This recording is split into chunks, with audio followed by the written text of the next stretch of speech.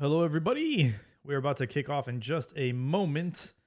We had some Champions Cup action just terminate with Rajados and Cruz Azul. Quite dramatic finish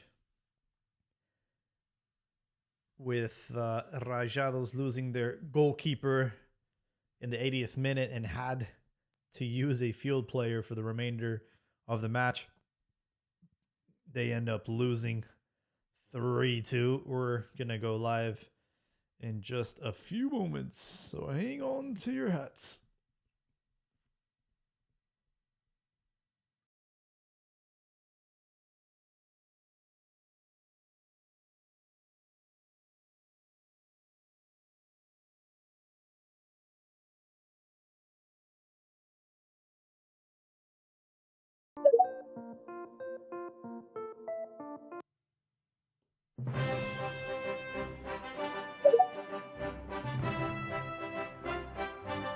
Hello, everyone. Welcome back to Cantina MX Football Podcast. We're on episode 499. Concacaf Champions Cup action underway. We just had a dramatic finish against Cruz Azul and Monterrey in a dramatic ending. Cruz Azul turns the game on its head in the closing minutes. But earlier today, we also had America play, and they had a casualty. The big story tonight, Luis Angel Malagon tore his Achilles, and he is ruled out for the World Cup. Developing stories tonight. We're live on Twitter Spaces, and we're also broadcasting on YouTube. So please feel free to join either one of those channels, and we'll patch you right in. We have a lot of action to cover, of course, over the weekend as well. We had two clásicos. We had Atlas versus Chivas, and then over there in Nuevo León, we had Rayados versus Tigres. A lot of controversy in both of those matches. We're going to be going over that tonight. And we also have some rumors with transfers. Hormiga, there is some concrete evidence that Borussia Dortmund is trying to court him in the summertime. So we have a lot to unpack. Want to bring on our panel. We have Joel and Albert joining us. Let me patch Joel in real quick.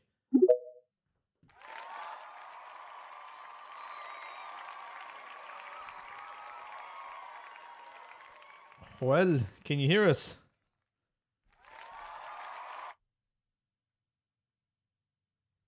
You're on mute. Let me see if I can get him. Oh, there it is. Hello. Hey, Joel, welcome. Hello. Hey, can you hear me? Yeah, can you hear me? Yes. All right, good. Welcome, Joel. Like I was mentioning earlier, we had a lot of drama just finished right now with Cruz Azul and Rayados. Rayados' goalkeeper got red carded, had to leave in the 80th minute. They had no subs left, so a field player had to take over the goalkeeping position.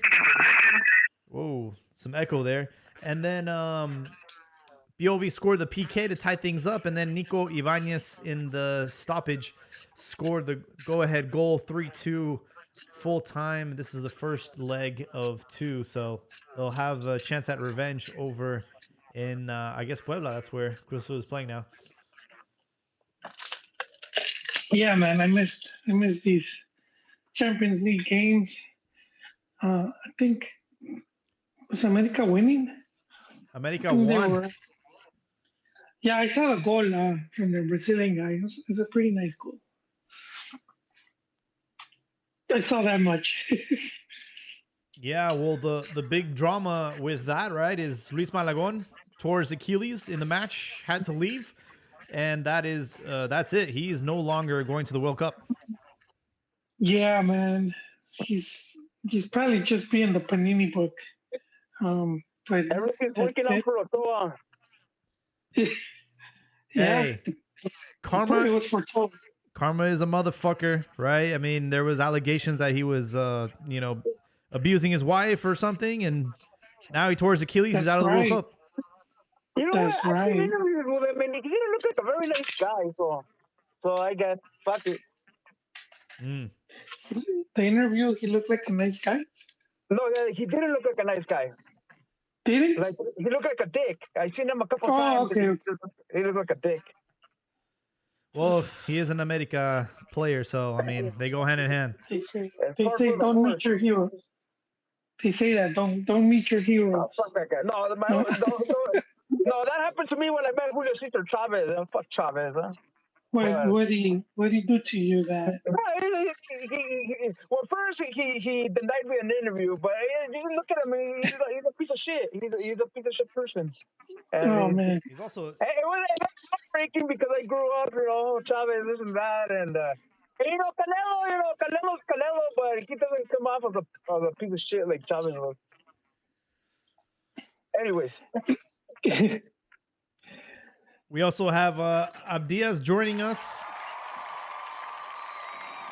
Buenas, putos. ¿Cómo andamos?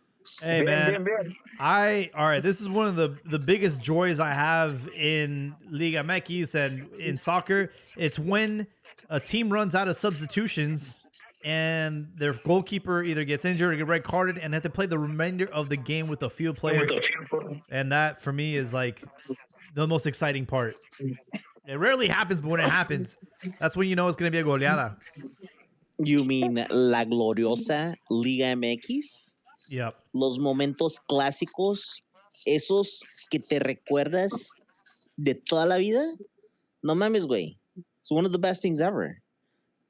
It's not just like Liga MX style. I seen that shit in Spain. I know there's a highlight video with famous Michel. He had I don't know, Michel or Bert Schuster and a European team. They end up playing fucking goalies. But I mean, it's not particular to Mexico.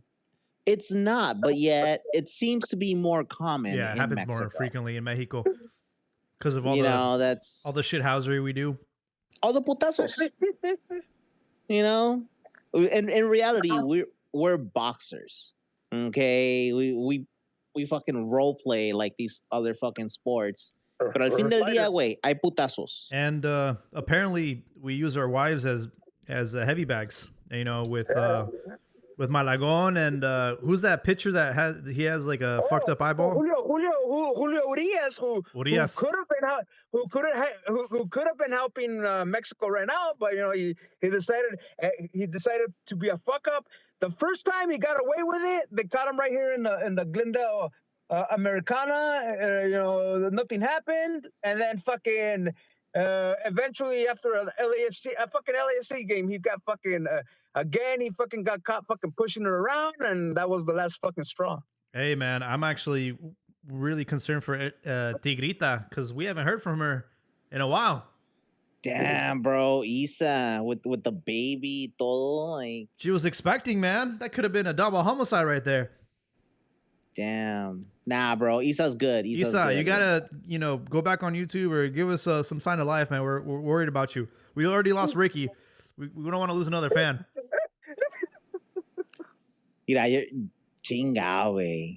Honestly, today when Magallon got popped, all I kept thinking about was Ricky. I was like, y este pinche retrasado mental aquí estaba mami. Oh, que no. Donald sucks. Malagon is the best. Malagon is the guy. Hey, look. Luego, this is like the drop of form has been incredible. And then just the way everything has played out is nothing but greatness. Pero espérate, when you were first introducing me, it happened beautifully, right? Because you guys were talking about Julio Cesar Chavez and Canelo, ¿verdad? Arguably los más grandes y el más grande de México. Y ahí es donde vengo yo, papá. Cruz Azul, putos. ¿Qué pedo? ¿Qué onda, putos? Andaban bien valientes acá de que no, güey. Mira, aquí tengo mi trofeo de la jornada 6, ¿verdad? No le he ganado a nadie. I've been beating fucking bums. I've been doing all of this. Con madre. Pero luego un poquito de opposition. y les meten la pipa, güey, 3 veces Who have you guys? consecutivas. You guys beat San Luis, bro. Relax. Just, whew. No, chiquita, You guys beat Cruz pobrecita, ¿cómo Azul. andaban? You guys beat San Luis, Santos and San Luis, bro. Relax, bro. Relax. ¿Cómo andaban? No mames. güey. Hey, I will say, be careful what you wish for, because we have lost Malagon, and now it seems like it's going to be Ochoa's starting position. Aguirre's going to do it again, man. He fucked him over in 2010, and now he's going to redeem himself by giving him the starting position in this World Cup. Look. Here's what I'm going to say. All right. He is calling up Gudiño for the next World Cup. Not World Cup, for the next Concentración or whatever they're doing. Hey, Albert, do me a favor, fix your shit. Yeah. What happened? Oh, just go on mute when you're not talking, because we hear the echo. Un chingo de reverb, güey. ¿Cómo se llama? He's gonna call Gudiño. There is still Acevedo. Like, there is hope before Ochoa. All right. Pero, if we believe chismes, which I'm Mexican, so therefore I do, there's a reason why last time that my wife put her purse on the floor, I bitch slapped the shit out of her. But that's a whole separate topic. Los chismes dicen que Javier Aguirre fue y tuvo reuniones con Ochoa y que las conversaciones fueron, güey, si vienes, eres el tercer portero, se chingó. You play ball or you don't come. And that's what I'm hearing. Hey, but the circumstances, literally just changed a couple hours ago. So this will move him up in the pecking order. We also have to acknowledge the blunder that Talavera had over the weekend and the remarks that Aguirre had on Talavera in the last window against Iceland. He said he saw a couple things that he didn't like. So, this is like scripted for Ochoa to come back from the dead and become, the first player in World Cup history to have 6 World Cups. And obviously the lore of like him always stepping up every 4 years and then disappearing. Like, this just continues to grow like almost daily now that this has just happened with Malagon. Yeah, you said you going, Savio, you go. No, I just you know what? Somebody in the chat said, "Fuck it, let's just call up Kota." You know what? I wouldn't if it calls up Kota, I wouldn't be fucking opposed to it. Yeah, Kota's up to the he's been name, solid. He's been solid. He's a solid guy. He's solid. very consistent. Yeah. No, for me, just on Ochoa, I don't think he's been given anything. He's never stopped working. He's done what a lot of the media and the fans always call for Mexican players to do: go abroad, go, picar piedra, and he gets shit on. But he keeps working. He could have called it in. That's the other part that surprises me, because when you see a player dial it in and cash out, he gets criticized. This guy keeps, he keeps playing and still gets shit. Somewhere down the line, I guess it's just this campaign on him, and it's a bit unfortunate, but I don't feel he's being given anything. I think. Did you not see the highlights over the weekend? Dude, he fucking ate up like 2 goals. Coladera Ochoa, man. And I'm like, 2 goals is not a coladera, dude. Bro, it's not the number. It's in the matter of how he can see it. It's like 2 nutmegs, bro. It's embarrassing. And dude, I'm telling you, like, the stars are aligning for Ochoa to get that starting spot. Now that Malagon is gone, bro, from the picture, I'm worried. I'm concerned. And I'm like, fuck, dude. Like, Rangel was, he's slipping a little bit. Like, he was number 1, and it seemed like Aguirre had all the confidence in him. But yeah, dude, it's gonna be a fucking dogfight. Shown to be better than Ochoa, though. Huh? No mames, Joel. They haven't. They just haven't. Yeah. Coladera Ochoa is the fitting name for that fucking bum. All right? The fact that you're looking at him through rose-colored glasses, like, no mames, way. Like, I get it, histórico y todo esto, güey. Pero el fútbol es de momentos. Yeah. Y ¿sabes qué, güey? Este cabrón no ha estado a nivel en un chingos. Dude, Okay. he's 40 years. He's going to be like 41, bro. Like, no That's mama's not way. old for a keeper. Like, hey, It's not like I he's know gonna you have to I know be you have a soft a spot for player senior in citizens, a güey, pero no ticket. mames. No, he's there hasn't been a goalkeeper that has come up and you just know without a doubt that he's the starting keeper. There just hasn't been. I We don't.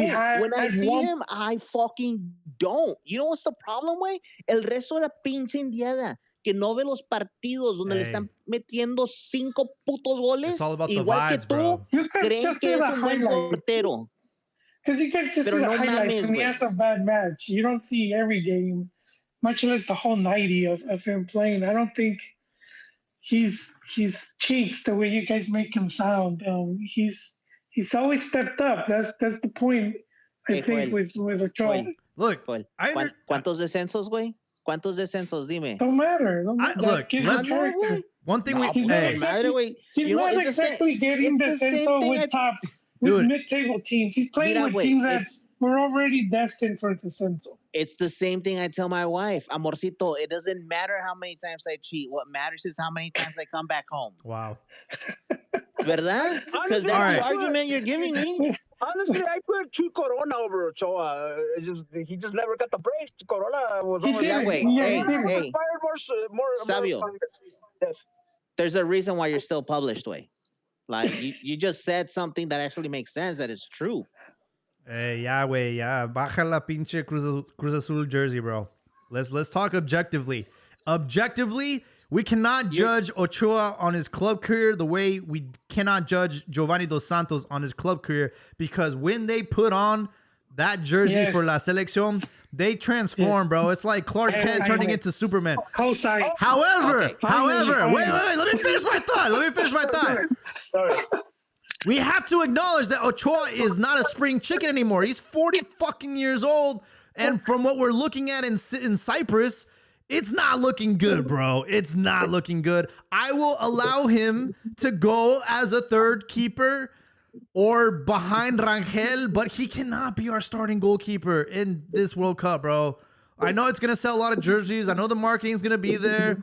And I know that the casuals and the people that don't follow like Mexico, they're going to be like, it's Ochoa again, you know? But I don't think dude, eventually a cat runs out of its 9 lives. And I don't think he should be our starting goalkeeper.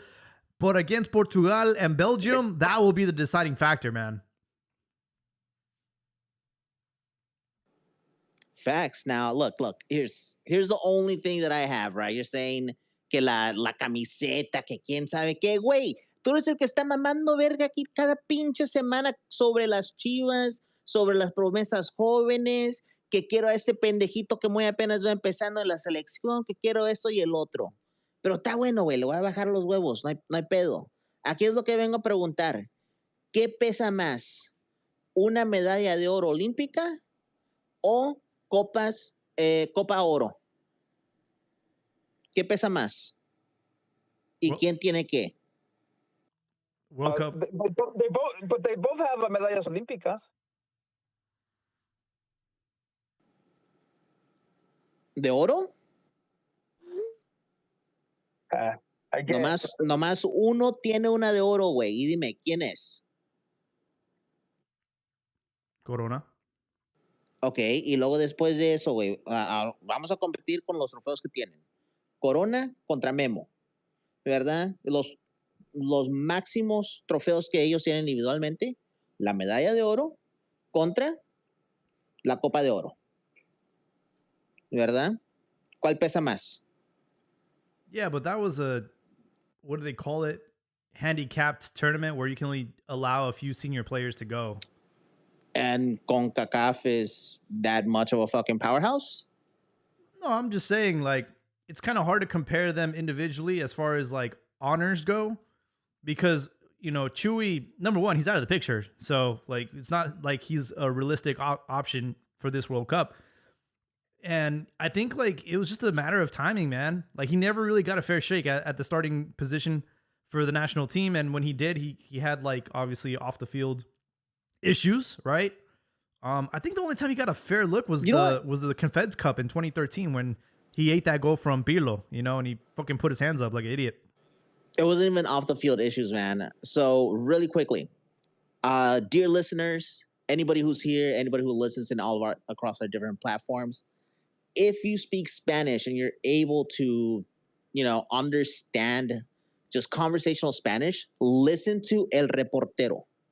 All right. There are amazing stories, amazing behind the scenes that comes out of it. That's Yozgard, right? Gutierrez? Yozgard Gutierrez. Yeah, man. Fucking amazing. He brings on good guests.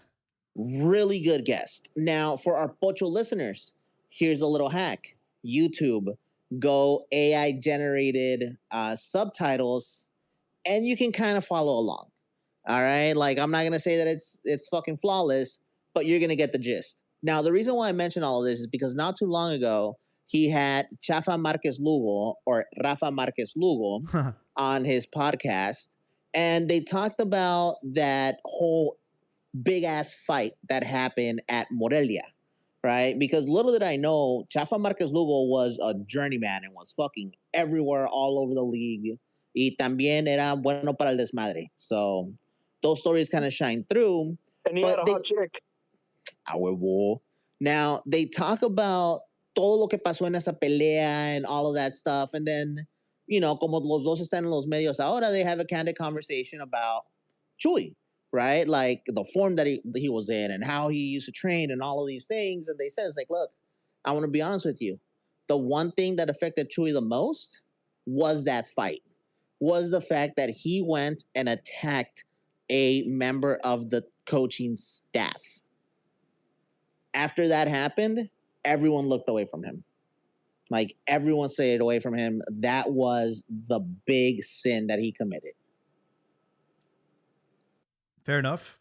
Look, it's time to bring some insight from Rifado. He's been patiently waiting on the sidelines. Let's bring him in. Let's see what he has to say about this Malagon debate and who should be our starting goalkeeper for these upcoming friendlies and the World Cup. Rifado, welcome.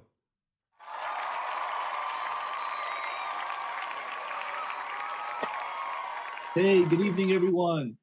I just wanted to, give my 2 cents. I think Ochoa, his story with La Selección, it's overhyped. It's all show. I think he's going to be second goalkeeper, maybe third now with Malagon out. But, he's probably not even going to play, man. It's up to Rangel. Rangel's to lose, and everyone who tells you differently is crazy. I don't even know why this Chemo's bringing up Chuy Corona, man. That guy's retired. Yeah, that's what I'm saying, bro. I was like, bro, what are we talking about right now? Let's call up Conejo while we're at Oh my god, dude.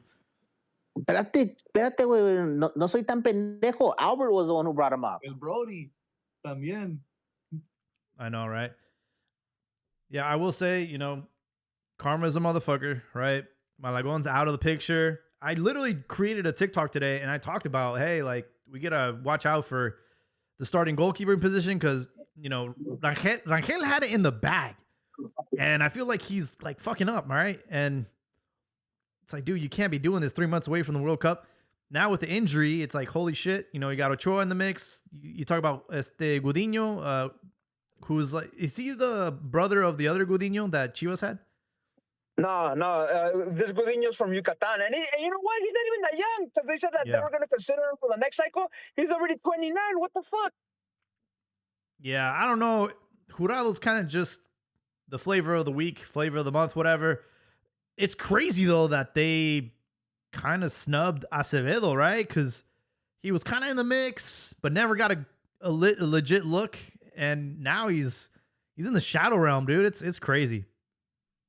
I think it's fucked up that I think that this is an example of how much Mexican soccer is on a downhill. Because if you look all the way to the 1986 World Cup, they had Larios and Olaf Pereira, who Olaf Pereira was a top goalie as well.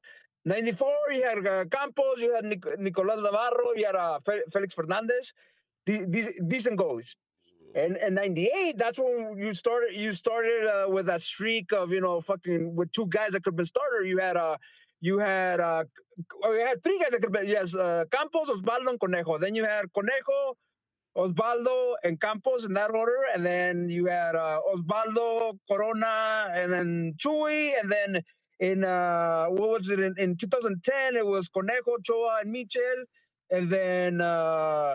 Talavera, Ochoa, and Corona in 2014. Then what was it?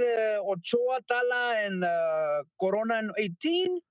And then in the last one was Ochoa and Cota. So you had fucking solid fucking at least two guys that could have been starters. But now they fuck, man. This is horrible. All right. Been waiting for Ron to get on. I know today he had to pick between his two loves, Philadelphia Union and Club America. Club America got the win, 1-0, but they had to sacrifice Luis Angel Malagon. Welcome, Ron. How you feeling? What can I say, man? It's a hospital, you know.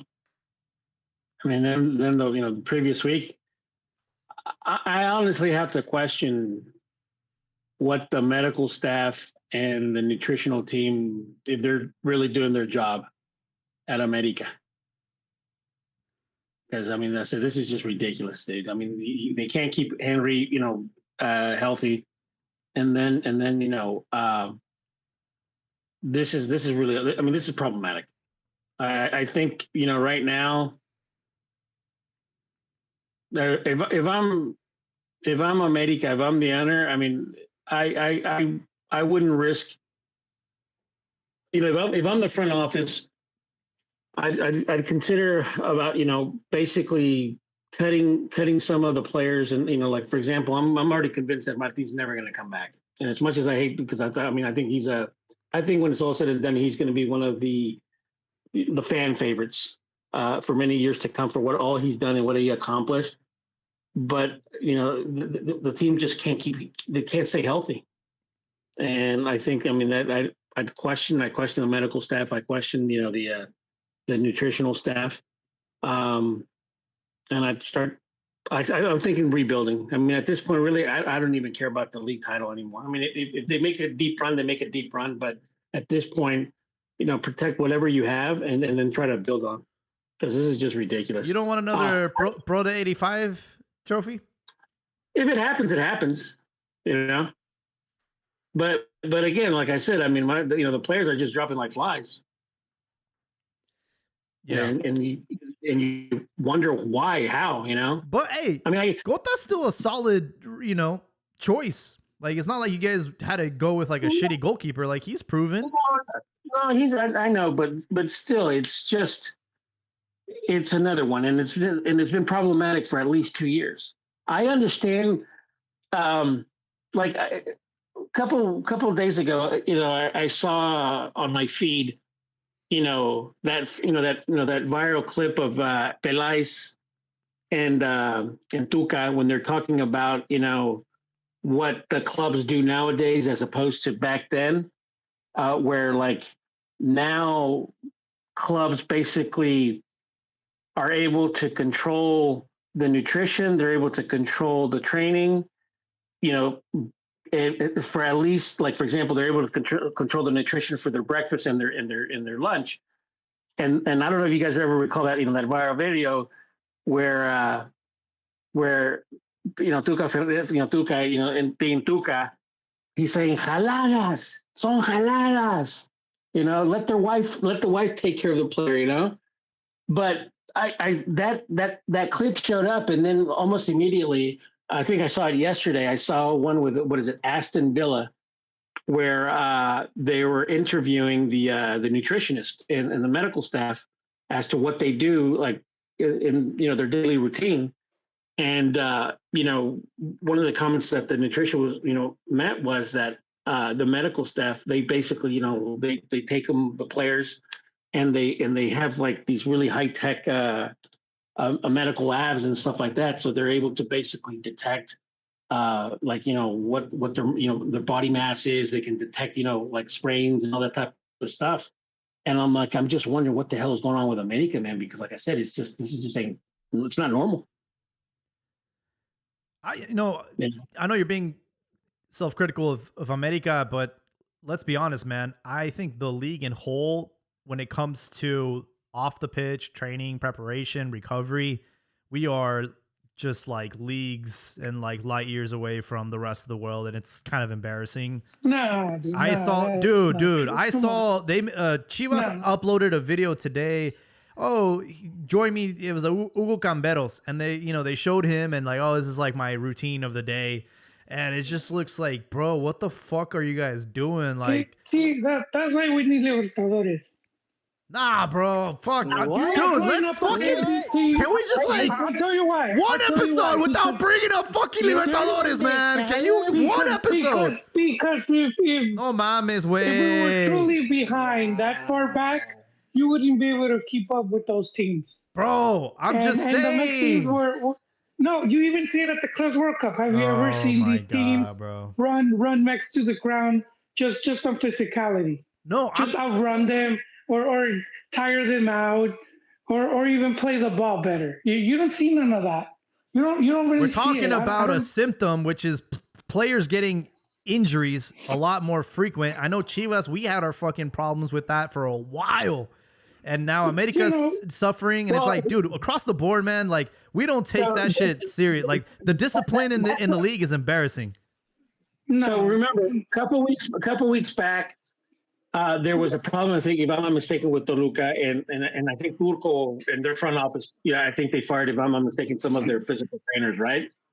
But this is like, I mean, I remember this is like shortly after America won in 2005.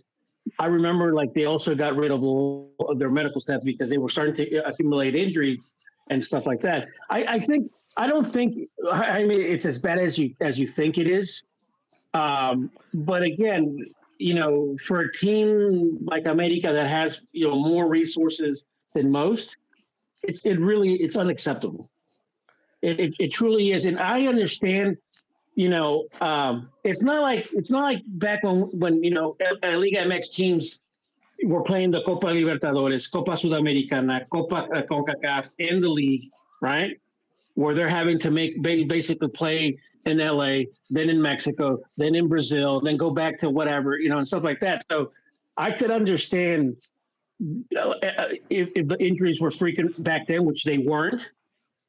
But right now, I mean, really, what is Liga MX, or like, for example, America play? It's just league, and occasionally the League's Cup, and occasionally the Concacaf. And again, this is just, for me, it's unacceptable. For the amount of injuries, the amount of like the players keep just getting these injuries, and they just can't get them healthy. So I mean, what's going on? And I think, and that's not just me. I mean, I've read articles and stuff like that this is a concern of the team. And like I said, for me, I just think, I wouldn't try to risk, I wouldn't try to risk it injuring more players, because like I said, it's just like we're in the rebuilding phase. I mean, the three campeonato days are over, dude. I'm convinced of it now.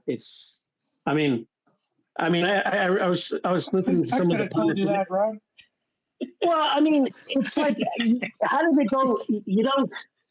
It's not. I don't think it's a crisis, right? No, it's not a crisis. But it's not a crisis, but it's alarming, and basically thinking, like I hear some people trying to like brush it off. Hey, we're still 7th or 8th in the standings. We'll be in the playoffs. It's not about in the standings. It's just overall. I mean, it's alarming, and like I said, I know America. They got rid of Tena. I'm not sure why he had been there, and he was bringing up some good talent. And of course he was. And it surprises me, like, why switch up when you have a good system going, and because at one point America was producing the most, just churning out these really good players going to Europe, and then, is it, why switch it up? Similar, Chivas did something similar when they had a good system, and then all of a sudden someone just comes in and decides, to reinvent the wheel, and then it all goes to shit. And I think America has been like suffering in that department. But I do have to wonder now if they also made changes in that, with their trainers or their medical team, and that also is causing some of those issues. I honestly don't think Jardine. I think in the summer, I think he'll be gone. Oh yeah, he's checked out, bro. I think so. Unless think, unless they commit, like, we're gonna fucking spend cash and get players with extra guac, I think he's probably at the end of his tenure. Yeah, I mean, it is unfortunate because, I mean, it's hard. It's so hard in Liga MX to maintain a successful team throughout. You don't really see that anymore. You don't see. It's very rare. Yeah, I mean, he'll go back. I mean, if it ends up happening and he moves, like, America should speak nothing but positive from him because he did a great job. I mean, 3 titles in a row, man. I envy that, right? I wish Chivas were on that level, and that's so hard to do in Liga MX. The most consistent thing in Liga MX is the inconsistency. So it's weird because even Toluca, right? Like, Toluca's looking like they're still the team to beat. I mean, they haven't touched defeat yet, and it's like, wow, it's surprising because of Alexis Vega's been kind of on and off. He's not healthy, but Toluca, although they are in second place, have yet to be defeated, and that's something to note. So here's my thing. Not that I want Andre gone. I wish he stays. I don't think he's the problem, right? But if he's no longer the manager at the end of the summer, for me, there's only really 2 coaches that I would consider for Ame. El Piojo coming back for his third stint, right?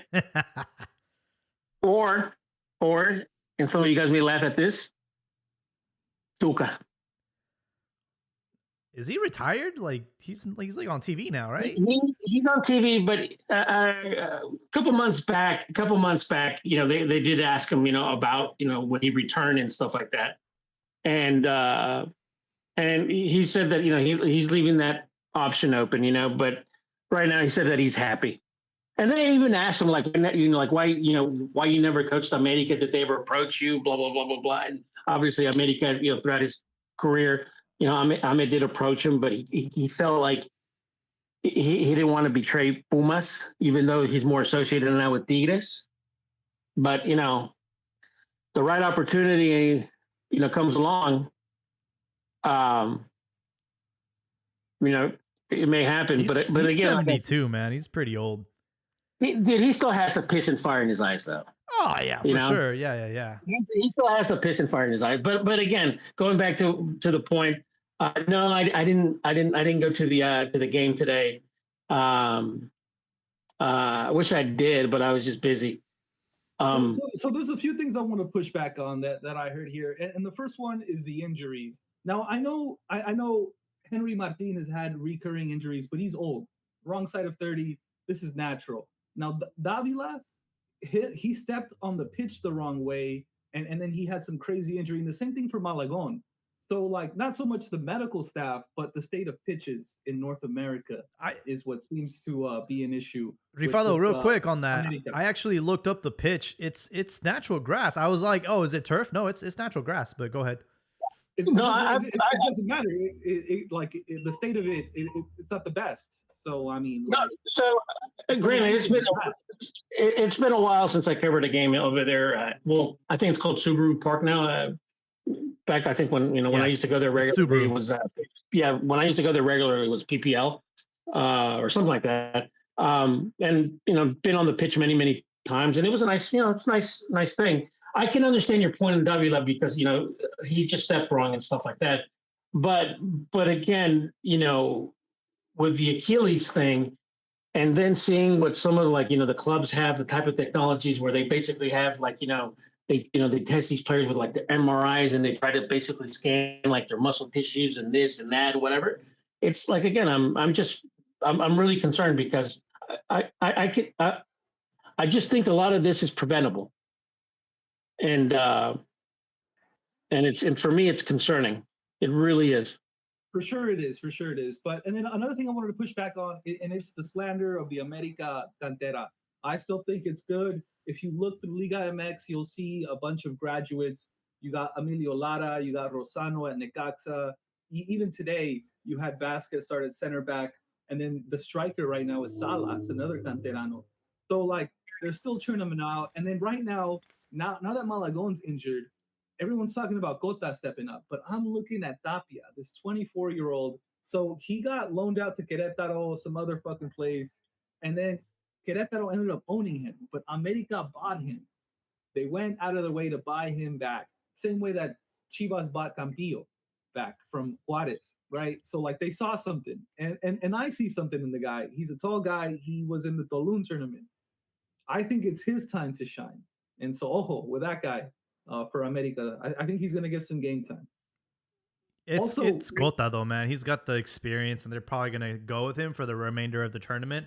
But he's washed, bro. He's washed. But I know who's not washed is Padilla, man. We didn't. I don't know if you guys talked about him, but we haven't even brought him up. He started for Athletic Bilbao in their 1-0 loss against Real Sociedad in the Copa del Rey. So his participation's almost over, I think, for the season. But he looked good, even though they lost. And he's got a few starts. He's playing in La Liga. He's playing in Spain. He's playing the Copa del Rey. There's another guy who's also the stars are aligning for him to make a serious run, but maybe his luck is also running out because I think they were just eliminated from the Copa. Hey, I'm glad you brought up Alex Padilla because that's the motherfucker we should be talking about. If Aguirre's gonna go out of his way to bring players from Europe, right? Ochoa. If we're even going to entertain the idea of calling up Hidalgo, you better call up Alex Padilla for this upcoming friendly, even if it's just to be part of the concentration camp. But he should be considered over ¿cómo se llama? Gudiño. Like, he's just a flavor of the week, but Padilla's putting in the work week in and week out in La Liga. And number two. And Obed Vargas, right? Like Aguirre talked about how I wasn't really going to consider him because he's playing in Seattle, but then he made the move to Atletico, so now I have to consider him because he's playing in La Liga. It's like, well, hey, you can't snub Padilla now if that's going to be your case. So hopefully he gets another look. He deserves it, man. It's hard to break into a team as a young goalkeeper in one of the second best league in the whole world, and so he's really doing that. And so kudos to him. On top of that, right? You even have to give him more credit because Bilbao can only use players that are Basque, right? So that's even a smaller percentage of you getting a shot. Like, you got to give him kudos for that. So, couple last things with Ame. And maybe you guys know this. You keep up with more of the Euro stuff than me. Because I've read that I've read about possibly getting Guido Rodriguez back because apparently there was talks of him going to a Brazilian team, and there's Guido Rodriguez, and I've also heard things about getting Raúl Jimenez back after the World Cup. How long is Jimenez under contract? There's a conversation they might extend it, but as of right now, Fulham said that they weren't going to. So there's his contract pretty much ends in the summer, like, correct? Yeah. Okay. I mean, that would be interesting. I mean, if Raúl Jimenez comes back to America. Yeah, I mean, that'd be nice. He's putting in work, and I want to say, ironically, well, we're going to talk about this segment later, but Ricardo Pepi has been courted. He's been courted by Fulham, and it didn't happen because of they weren't able to reach an agreement on the price. But Fulham supposedly are still interested in his services. So I'm sure if they decide to go with Pepi, that would pretty much be the nail in the coffin for Raúl Jimenez to return to Fulham. next season. But honestly, I think it's like an ideal time for the prodigal son to return home, right? You have a World Cup at home, and then you announce, hey, you're back in El Azteca and playing for America to end your career. I think that'd be a nice bow tie on his career, and hopefully it goes better than what happened with Chivas and Chicharo. But that would make sense. However, it seems like he still has it. He's playing in one of the most competitive leagues in the world, and he's still in his bag right now. So maybe he's got some juice left in the tank, and he wants to continue in Europe. It seems like it. Hey, fun fact about Pepe, if you go to Fabrizio Romano's page and you search his name, he's been linking him to Fulham like for the last 2 years now. So it almost feels like it's a paid advertisement, like trying to get him in there. Yeah, he even called out somebody on Twitter about, oh, you never mentioned this before. And then he's like, actually, I did. Or something about that, like how he was the only one making up this rumor that nobody else had mentioned that rumor before, but he was able to quote a coach that mentioned it. But yeah, I don't know if this is an appropriate time to talk about El Homie Castillo and his comments on the Herc podcast. But, he said that he was playing for the Mexican national team. He lost his passport, and then the U.S. men's national team courted him, and he did the one-time switch, and that was a very difficult decision for him. And look, we've talked about this and beaten it to a dead horse quite a bit about how, the Mexican American and how, we've lost a few to the national team, but none of them were of quality. I made a TikTok earlier this week about how, dude, like, none of those guys would be starters right now. Like, we're not losing out on any of these Mexican Americans that decided to suit up for the other side.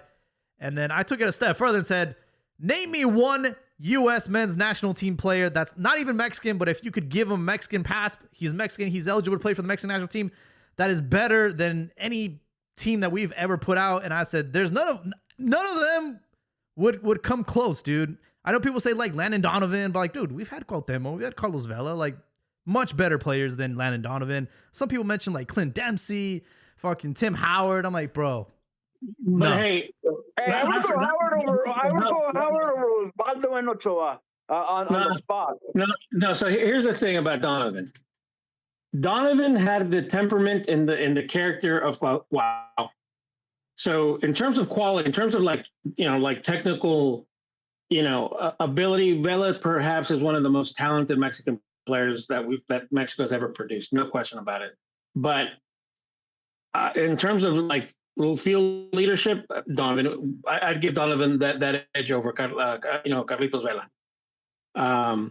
Now, personally, going back to the comments about what Homie Castillo, I actually have to call bullshit on that. It was back then it was speculated that he did it on purpose because he didn't want to fly because if he got called up and stuff like that, it would have been over for him to make the transfer.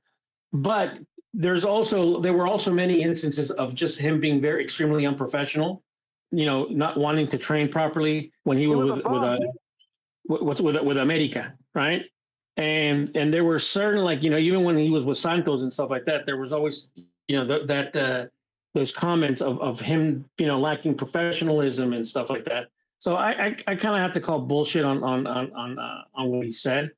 Now going to Jaime's comment about the Mexican American players, I for one when I think back, technically we can't really consider Boca Negra one because he was never really he was a good defender. I think Mexico still had better defenders than him, right?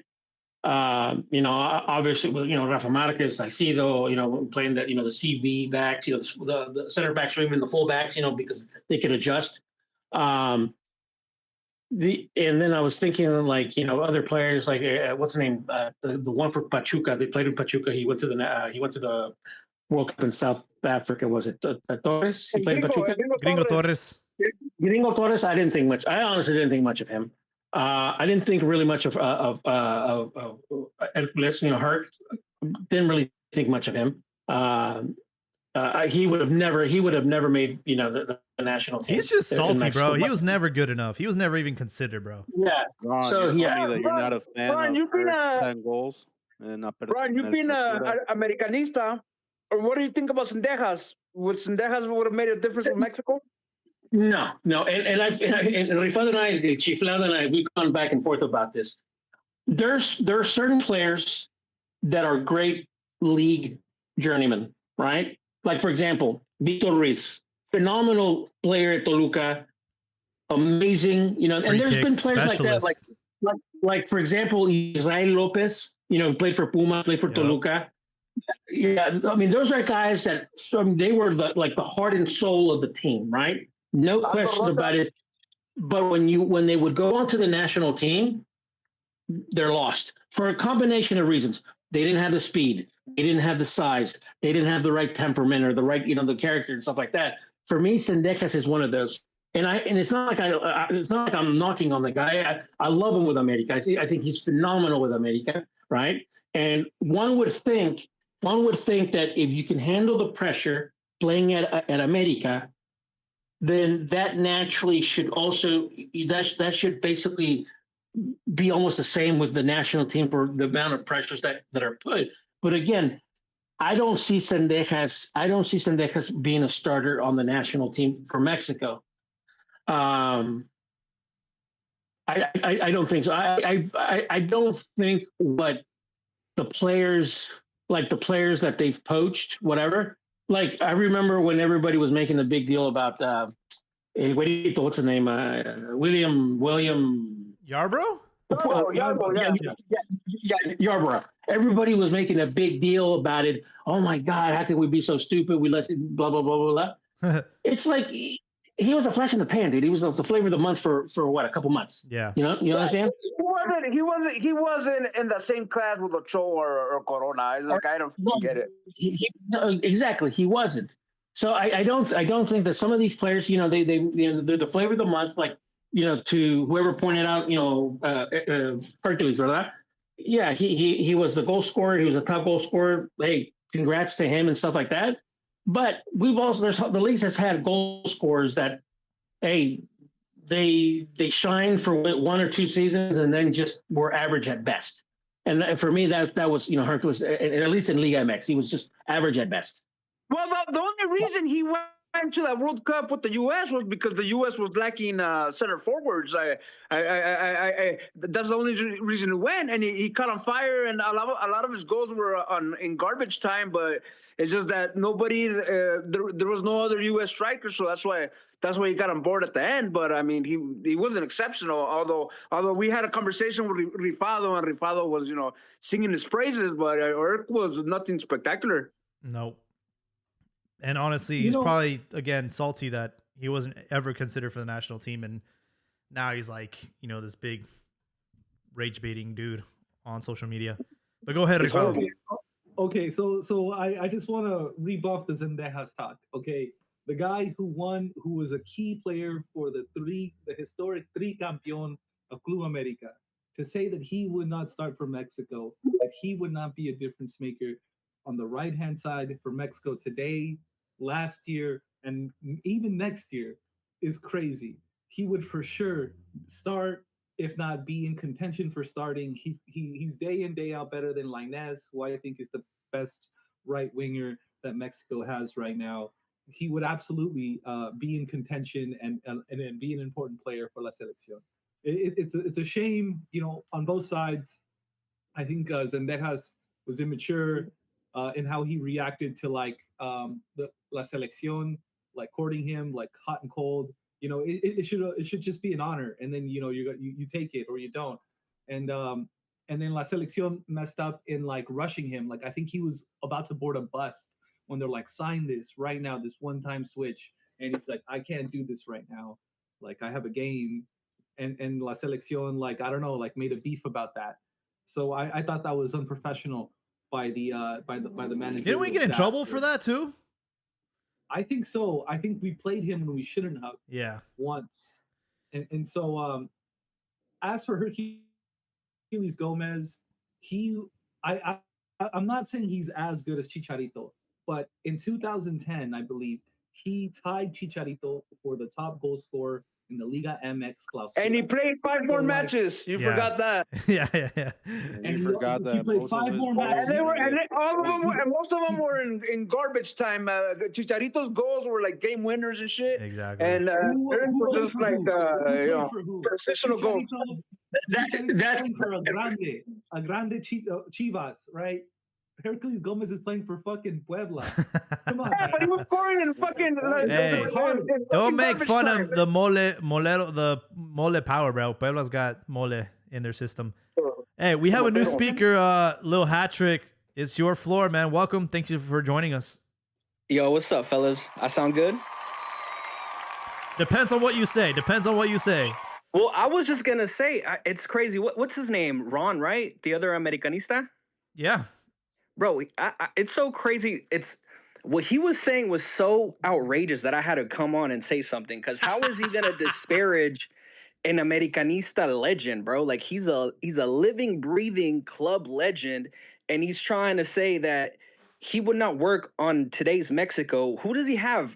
Alvarado, there's no more Antuna, there's no more Chucky, there's no Tecatito, there's nobody in front of him. Cendejas would 100%, he would have been a starter for the last 2-3 years without any discussion.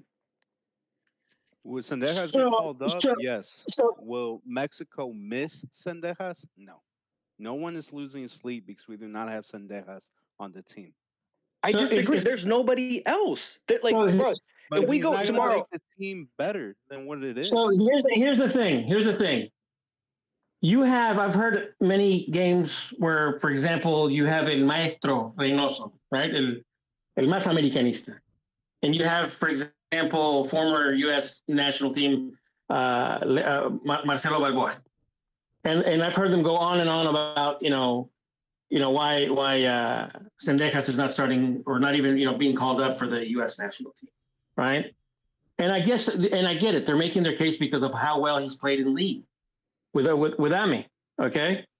And I get it. I said it. I'm not shitting. I love him on the team, on the national team, but it's not like this is. I mean, there's been many cases of players that are phenomenal at the club level, but that success doesn't translate onto the national team. And and there's a reason why he hasn't, why he's not called, or if he is, he's not given really much of an opportunity, even on the U.S. side, because for some reason at the international stage, he's just, he's not what he is at the club level. Bro, that's not it. And the U.S., you have a team full of European players, bro. Like on Mexico, literally, who would be his competition right now? Who would be his direct competition? Alvarado, which Chivistas don't even really like him anymore. He's slow. There's nobody. Who else? Who else would be besides Alvarado? I don't even know. A healthy Alexis Vega, maybe. On the left? Is that Sendejas will start because Mexico's not good enough and is missing good players? Or Sendejas is going to start because he's a legend and he's so good? If he's a legend and he's so good, he should be playing for Mexico or the U.S. regardless of it's Europeans or not Europeans. It's both. It's both. He's good enough. I think he's good enough to play in both. However, he hasn't really been through the process with the U.S. And the U.S. is full of European players. You have Pochettino, like they're all about Europe. It's a different conversation. When it comes to Mexico, had he, and it was they did try to make. Pochettino's calling Luna, so it's not all about Europe. He's Their giving center back plays in shot. MLS. Tim Ream, he's like 35. So it's not all about Europe. He has MLS guys starting for the team. Who would be who would be his competition on the U.S.? Anybody know off the top of their heads? I don't know. You're the U.S. men's fan, not me. McKenny even. You've been playing on the right for Uve. Timothy Weah, like all these guys can play on the right. And they're all in Europe. Everyone who I named is in Europe. So it goes back to the point. So will he play for Mexico because Mexico doesn't have good players on that side, or because Sendejas is that good? That's what I'm saying. Is Sendejas the best right winger? Yes or no? In Liga MX. I think Habibi, what you're asking is irrelevant. He would start. He would start because of circumstance and because of his quality. So it's both. And the only other guy that I can think of is Lainez, who's just not as good as him. Well, at the national level, international level, okay. going to youth and even to the national team, Lainez has been more effective, at least at international, than what's his name, than Sendejas. That's just a fact. Now, with what's his name, Sendejas is a natural lefty, although he plays on the right. I honestly, I'm not a big fan of Alvarado. I don't think he's a really. I don't think he's a very, very good player. But again, just because is he way better than Alvarado? Nah. But again, I don't see Sendejas making that a difference on the national team. Because I mean, here's the thing: if he's been given some opportunities at the national team on the U.S. side, he hasn't really done much. So if he hasn't for the little few opportunities that he's had with the national team on the U.S., I don't understand the logic he's not national team caliber. Let's just call it what it is. Sendejas is not a player that's going to transcend and make a stank on the national team, and that's why he's left out of both of them, honestly. And it's like the same conversation with Germán Villa. He's up there in terms of I wouldn't say he's one of the legends, but he's up there with he's loved by the Americanistas, and two-time World Cup. He's a fan favorite, and Chete Pulmones, and he the guy that had temperament and stuff like that. To the Americanistas, we love him on the national at the club level. His success at the national team wasn't all that great, right? So that's just the whole point that I've tried to make about Sendejas, is that I'm not knocking on the guy. I would keep him on the national team or on with Club America for as long as he's able to produce.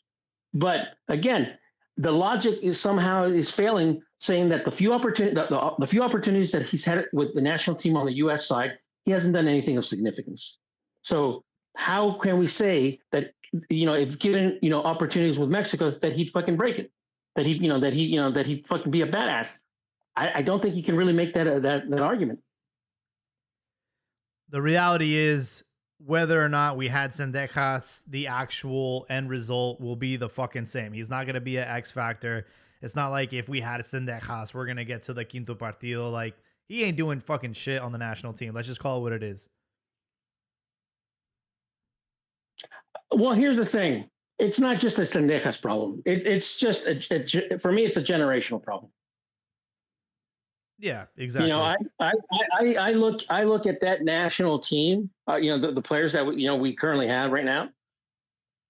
I'm not really. I mean, other than Raúl Jiménez, right, and Edson when he's healthy. I really don't think much of the players. I like Gil Mora. I mean, that was really the most exciting part about this upcoming World Cup, but he might not make it because of his injury. Is he fading out? He's got like was it pelvic issue or pubic issue? What was the injury he has? It's like the same one Lamine Yamal has. And the groin, like Jimenez last World Cup. Yeah. So. Yeah. So again, like I said, for me, it's not just a Sendejas problem. I think it's just a generational problem that Mexico has not really produced a lot of good players, and the reasons why, that's for another podcast and stuff like that. But I mean, I mean, at this point, if it's not Sendejas and Alvarado, who takes Alvarado's position then?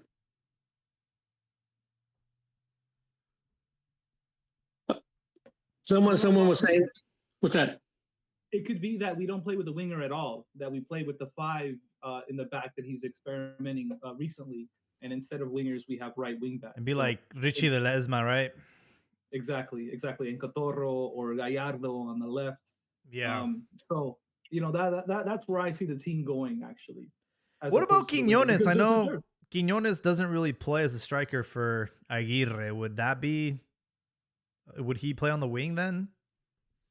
he would play as the satellite to the main nine in a five at the back under Aguirre, and he kind of dispelled rumors. The last he spoke of Quiñones, Aguirre said, don't believe the rumors. The only reason he hasn't been in is because of injury. When it wasn't because of that, then he's been in. And these last call-ups have been Moleros and with Liga MX based players anyway. So But Quiñones would play like he did with Atlas, where he was a satellite guy around Furch and fed him and took his opportunities when given. Exactly.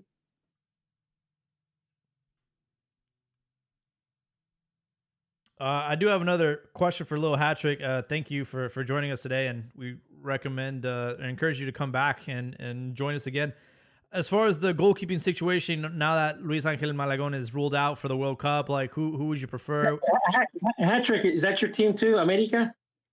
Yeah, bro. Yeah, I've been thinking about hopping on for a while because Ron, I just listening to you, I get mad because you're such a chill guy, bro, and these chivistas, they'll just pile on you. You know what I'm saying? So I'm like, man, I gotta help them out. I gotta talk some shit. Ron, you're just such a chill guy, bro. Like you've seen, I don't know, you've probably lived through like 20 World Cups. So like, you just. That's so funny. I love listening to Ron, bro, but I'm like, damn, this whole Chivista podcast. Oh. But here's the thing. No nomás hay chivistas, pero gracias por venir aquí y humillar al pinche boomer. Like, so I here's love the some thing. we love violence. So here's the thing. Here's the thing. When you're in the tricampeonato, 4 finals, 5 finals, whatever. Do you really care what people think? Excuses. No, that's very true. No, that's very true. You know what? I'm actually really happy that you bring this up because here's the deal, right? America is sucking dick profusely, all right? En la Liga, en la Conca, por todos lados, güey, les están metiendo el pepino. Pero, ¿sabes qué es lo que dicen al fin del día? Ah, no, güey, pero el tricampeonato y que quién sabe qué. Pues, ¿qué más quieres? Ahora no es it's no longer a brag, güey. Es una pinche safety blanket con la que se echan. Ya no es ódiame más. Ya no es win or bust. Ya no es eso. Ahora es, pues el tricampeonato. ¿Y tú qué? One day, maybe you'll be able to experience this, man. Maybe one day. It's different at the top, for real. Hey, I don't know, bro. I don't know what you're talking about, man. I live in the U.S. Like, I'm getting pretty tired of winning. Like, winning what? Low. Bro, what are you talking, bro? Everything's good as I'm of in right America now too, in the bro. States. What has Cruz Azul won, dude? Oh, who said about Cruz Azul? Wait, my Presi's winning out here. Like, I'm getting tired of winning. Winning what, dude? I mean, we just took over Venezuela. We're getting this. I'm talking about Cruz Azul, way. We're doing all of these things. I'm talking about big picture winning. Oh my God. Ustedes, pinches losers. Pinches migajeros. Yo vengo aquí por países y petróleo. Por eso me llamo Papi Pemex. Okay, so here, little Hattrick, just as one Americanista to the other, just remember this. The lion doesn't concern himself about the opinions of the sheep. But the goats he does. I feel that, but sometimes I feel like you gotta bite back. You know what I'm saying? Like bite them. Here's, for example, yes. How many leagues were you were you a fan, or did you even watch Cruz Azul win in 97? Cuando tenía 7 años, güey. No, pues yo ya estaba fumando delicados, güey, con mis tíos, con caguamas, hablando de cómo las viejas no hacen nada. At that age, you were basically getting a Happy Meal at Whataburger. Okay? And no. So that your first title was what in 2021 during the pandemic? Hold on, right? I gotta go. I gotta do some shit. Yeah. He hadn't seen glory in a long time. Well, hey, you too, guys.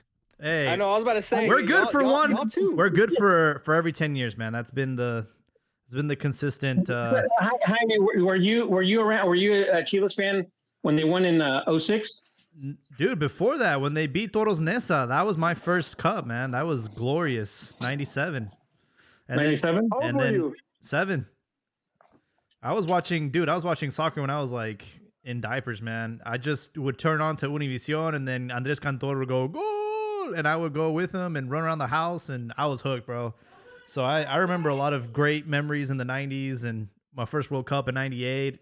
And, FIFA just recently uploaded all the goals from Mexico 98 all the way up to 2002.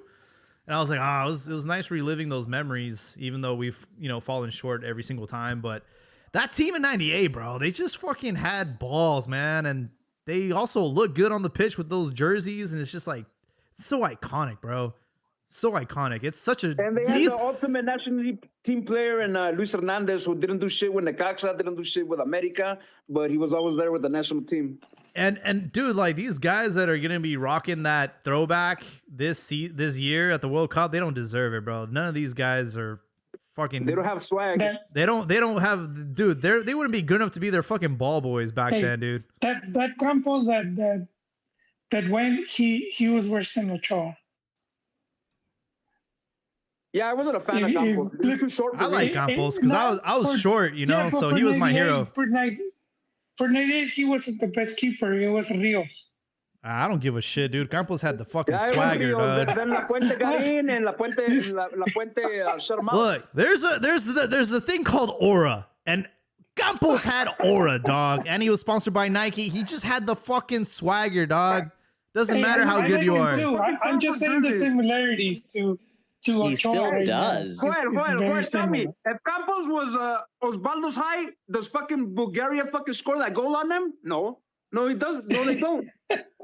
It's just like fucking Conejo Perez. If he was a little bit taller, he wouldn't have conceded that goal against South Africa in 2010. Or Ecuador in the 2002 World Cup. Yeah, man. It's just like, sorry, man. It's not that position. I mean, I know back then, like you could get away with it, but you can't do that in the modern game, bro. And people said that Campos was actually a better striker than he was a goalkeeper. I don't know if you guys can attest to that because I don't really. Yeah, he was very good. He was very good. He could have been a starter. Yeah, I mean, I saw that scissor kick he scored with Atlante. I'm like, what the fuck was he doing behind the goal? That should have been. He should have been a striker, man. I was there when Campos. They had a doubleheader at the I don't know if Joel remembers at the Rose Bowl. I do. I was there. It was the final of the USA Cup. Yes. Mexico versus USA, and then Galaxy versus Mutiny. He played the Mexico game as a goalie, and he played the Galaxy game as a striker. That's the goal where they kick Lalas in the nuts. No. Where they kicked Lalas in the nuts was a Gold Cup. But it was it was a Nike Cup, right? Was it a Nike Cup? 97 Nike Cup? The doubleheader was the Nike USA Cup, and I remember it wasn't when they kicked Alexis in the nuts because Team USA was wearing those Alpine green jerseys. So and when Dallas got kicked in the nuts, it was a night game. Was it a free kick goal? Chiqui Garcia, I think. Chiqui tied. Yeah, they tied it, and they ended up taking the quadrangular. And Galaxy played Mutiny. The Mutiny. The Ramos team. I only stayed because of nightcap. That's the only reason I stayed. He was just walking. I was like, that's kind of like me in the Cascaditas. Dude, I'm gonna try and get. Mine is the passing, but yeah, I would walk. I'm gonna try and get an endorsement from like a memory cognitive medication, and we can call this segment the. Do you remember? Remember, baby, yeah. The nostalgia part of the podcast. Don't be hating me, Jaime. No, I'm gonna be there one day too, man. But I do want to. You're getting there. Yeah, You're I know. Just talking about Campos, bro. No, I know. But I rely on you guys to fill in those fuzzy memories for me when I was a kid. But I'm a '90s kid. But think about it. You're going 98 Campos. Yeah, we were just going 1 year. Just a little we were just going 1 year. No. But I'm saying you guys because Campos had a career, obviously, like he was a strike, like he started his career like what in the early 90s, right? Like 92, 93. Late 80s. Yeah, exactly. So you guys got to see kind of Yeah. like I kind of got to see like towards the tail end of his career. Same thing with like I Luis started Hernandez. watching in 92. Yeah. A lot of the old guard, you know, you look at those highlights from 98, you see Pelaez scoring. I'm like, dude, that guy looked fucking old as fuck. You know? Oh, he was 36 in that World Cup. Yeah, he was old, bro. Like, what are we doing taking Pelaez to the World Cup? God damn. And he scored against Holland. Yeah, and Korea. I don't know. They showed him celebrating against Korea, but I don't know if that was his goal. I do want to go back, but just to over the weekend with some of the results, we had Mazatlán beating León 4-2, and with that, la despedida de Nacho Cuaro, ¿cómo se llama? Ambriz. He's gone. Ignacio Ambriz. Adios.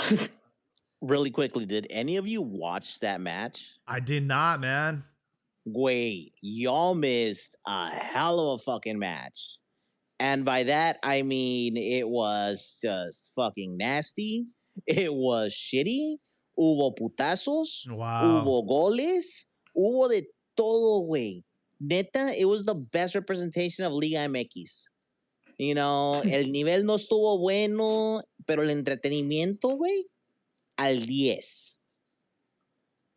Yeah. Hey, was it close to the putazos we saw in the Brazilian league? Because that shit was fucked. That wasn't even soccer. That was WWE shit, bro. Some UFC shit. Yeah, no, it wasn't quite to that level, but everybody did get into it.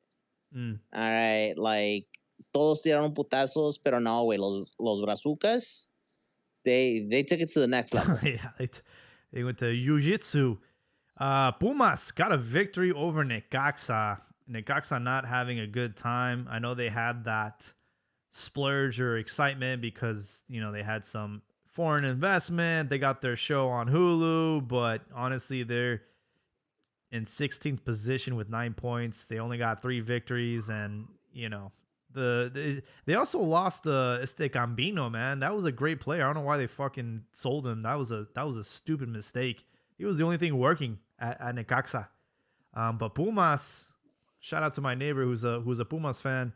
You know, 5th position, 19 points. Not too shabby. They might get into Liga if they continue at this rate. We had America get the victory over Querétaro, but honestly, just barely, right? I mean, they got the 2-1, a little bit unconvincing, but nonetheless, they got the victory. And where are they sitting in the table right now? They're probably like still, yeah, they're in 8th position. So just hanging on to there. Espérate, but before you get too far ahead of yourself, because I don't think we talked about this, the fact that Juárez, güey, that's el right. pinche partido. Thank you. Fucking amazing. I saw that game and I was like, it would be really funny if Juárez won this match. And in the matter of how they won that match, oh god, that defense was shitty. It was pero pues ya sabes, güey, no hay crisis en Cuapa. En Cuapa no hay crisis, okay? No, Ya, no pues, ya bájale, ya. Look, man, back. Look. Hey, como dice Jolie, just really quick. Yo, Jaime, you asked about the goalie situation. Yeah. I think it's very clear that the season's done, right? You saw Davila, he injured himself, tore his ACL, and then Baños or whoever came out. They were like, nah, we're not going to sign nobody because they can sign free agents. They said, no, we're not doing that. Malagon obviously tore his Achilles. It's karmic debt for what he does in his private life. It is what it is. And I just don't see if America's probably not going to do any more signings, just as they said. Maybe Malagon will change things. But it just feels like they're just punting on the season, trying to get through it, getting ready for the World Cup, getting ready for, what is it, the Estadio Banorte or whatever the fuck it's called. Yep. And I just think it's over, man. I just think they're chilling. But then in the summer, yo, watch what we do in the summer. We'll see. Pues, ¿qué onda, Little Hat? Are you gonna put out the Gracias Afición tweet already, or qué onda? Nah. I think they're still gonna make, repechaje probably. Liga, like, it's a little tough. I think they can make it a pechaje, maybe get into the quarterfinals. But I mean, do I expect them to win? Nah, no. It's just they just haven't done enough, bro. Like they just haven't made the right signings. I mean, even the players that are left from the Tricampeonato, they have so much mileage on their legs that they just didn't really do a good job of preparing the squad for them to to continue to see success. It's just done. What but America about hasn't been making the right signings in the last years. All right. Like Ron talked about it a couple episodes ago about how, like, no, they have a budget, they operate on like set expenses, this and that. But one of the biggest things that he didn't mention, and one of the little known secrets in Mexico, is the fact that America front office has burnt all the bridges with the big promoters in South America and everywhere else. So therefore they're no longer able to get that talent pool that they used to have.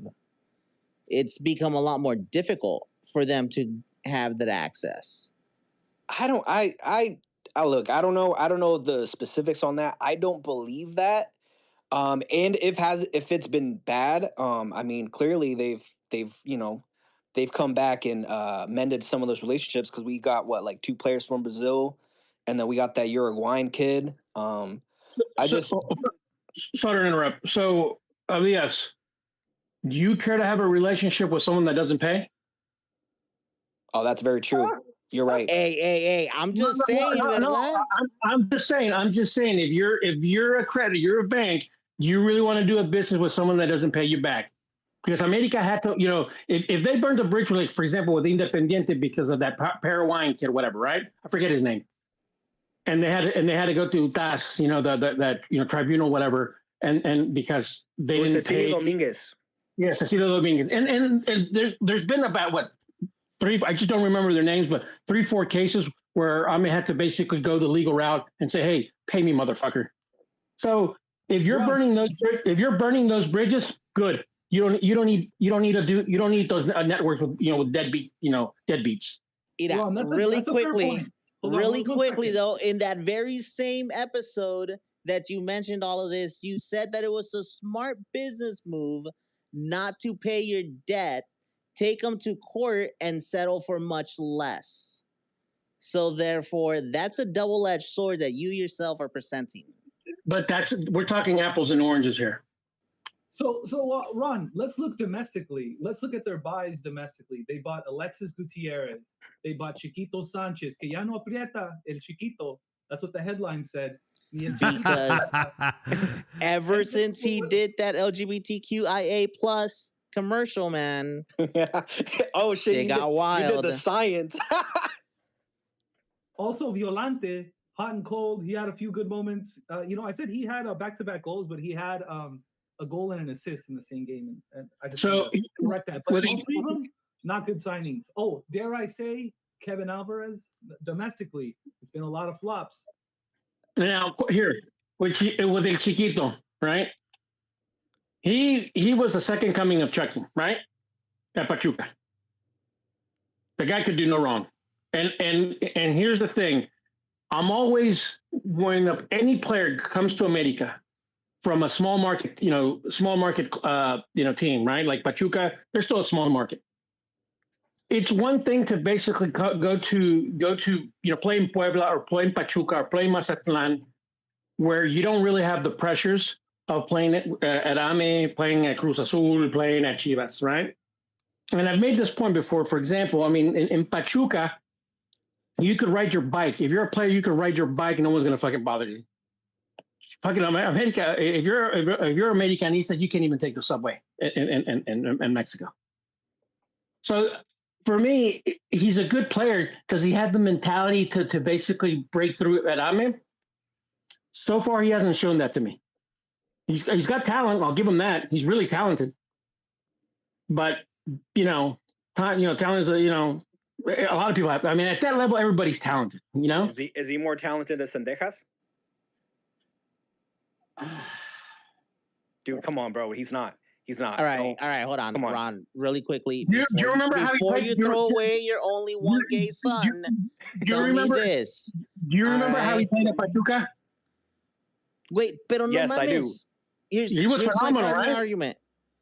Do you remember that you iced him for an entire tournament when he signed with you guys?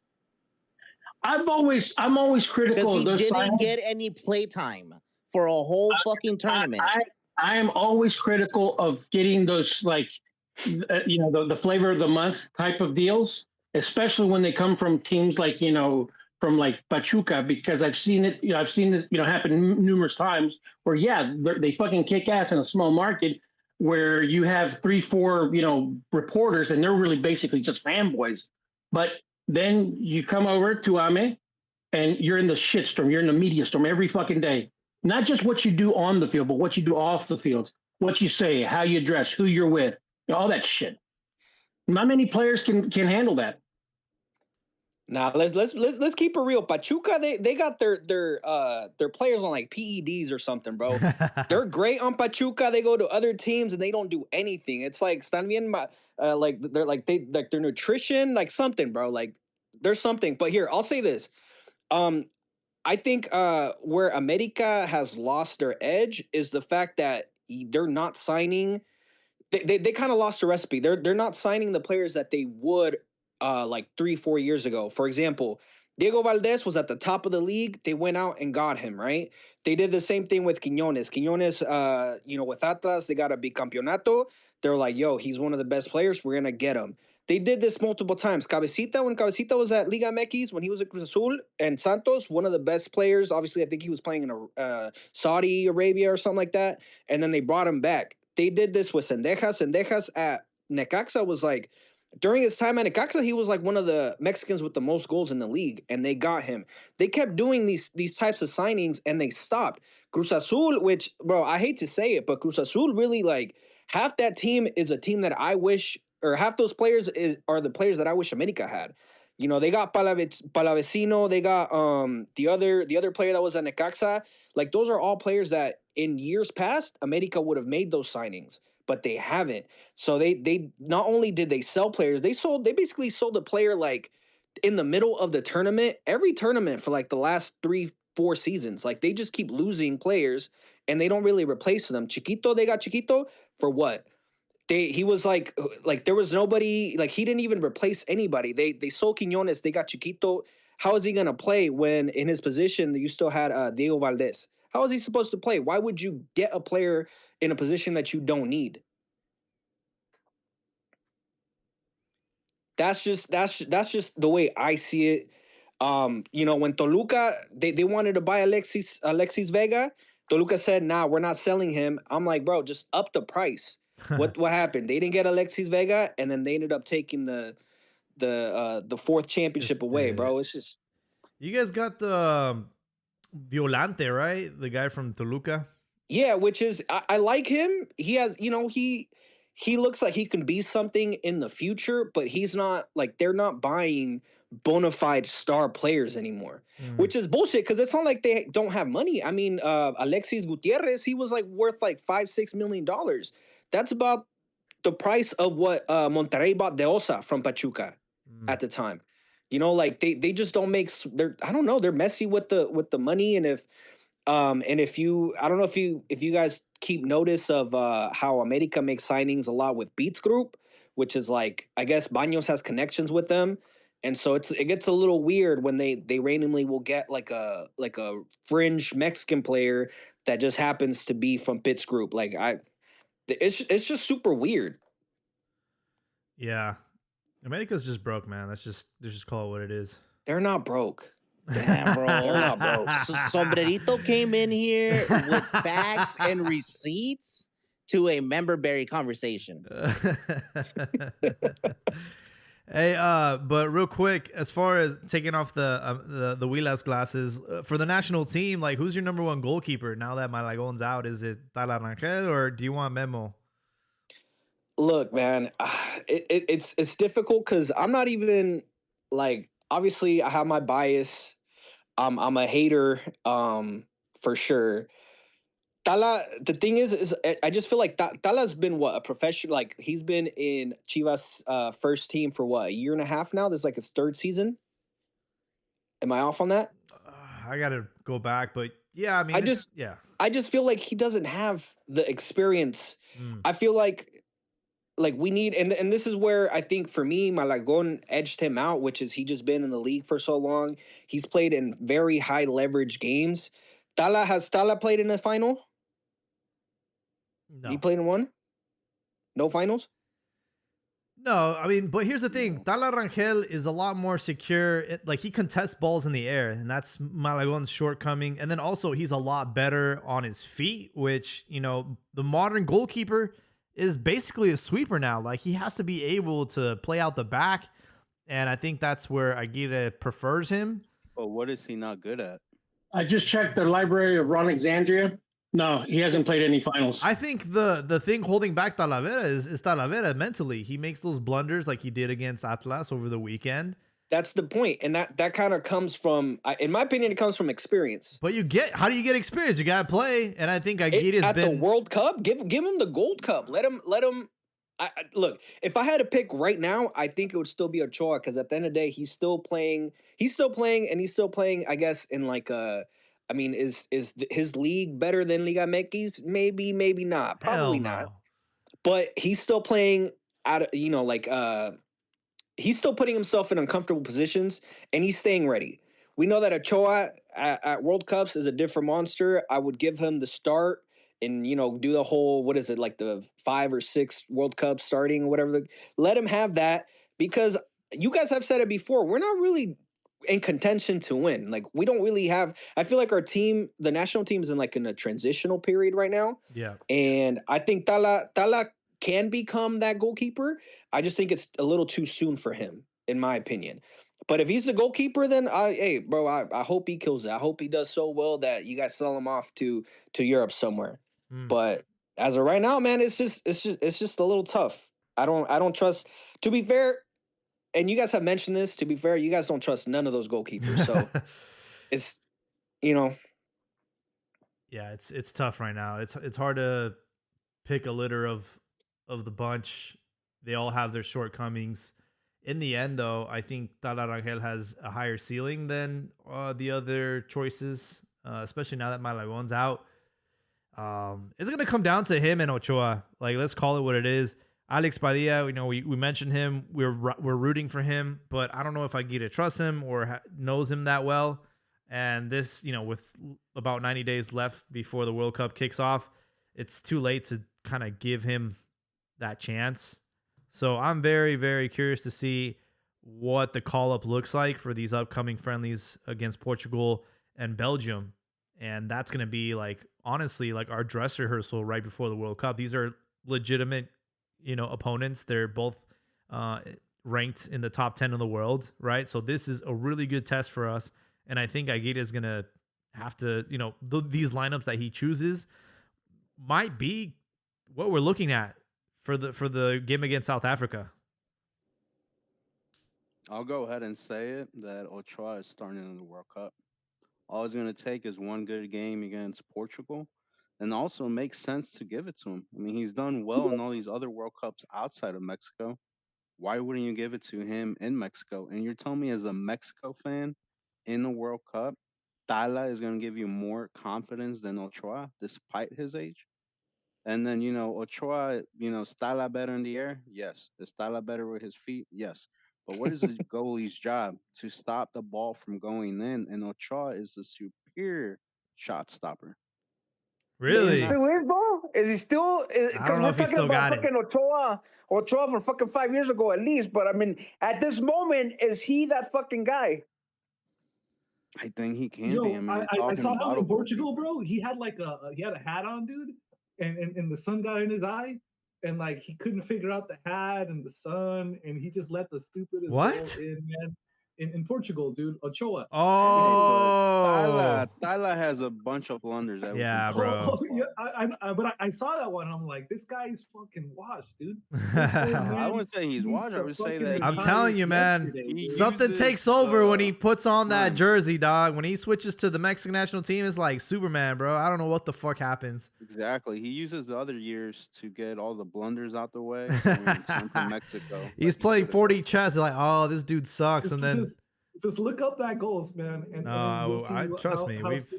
Yeah. When it's all said and done with Ochoa's career, he's gonna have the same treatment that Campos has because internationally, Yeah. everybody knows who Ochoa He's is. an icon.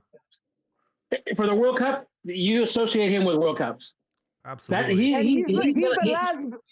Sorry, he's the last guy with star power. That's why he's still doing fucking commercials because there's nobody else on the team with star power. Without So, looking like, it up, can anyone here name the team that he currently plays for? No. I know it's in Cyprus, but I couldn't even Yeah, name you a team. Chipres. It's a fucking Exactly, he's the World Mediterranean Cup fisherman goalkeeper. team, dude.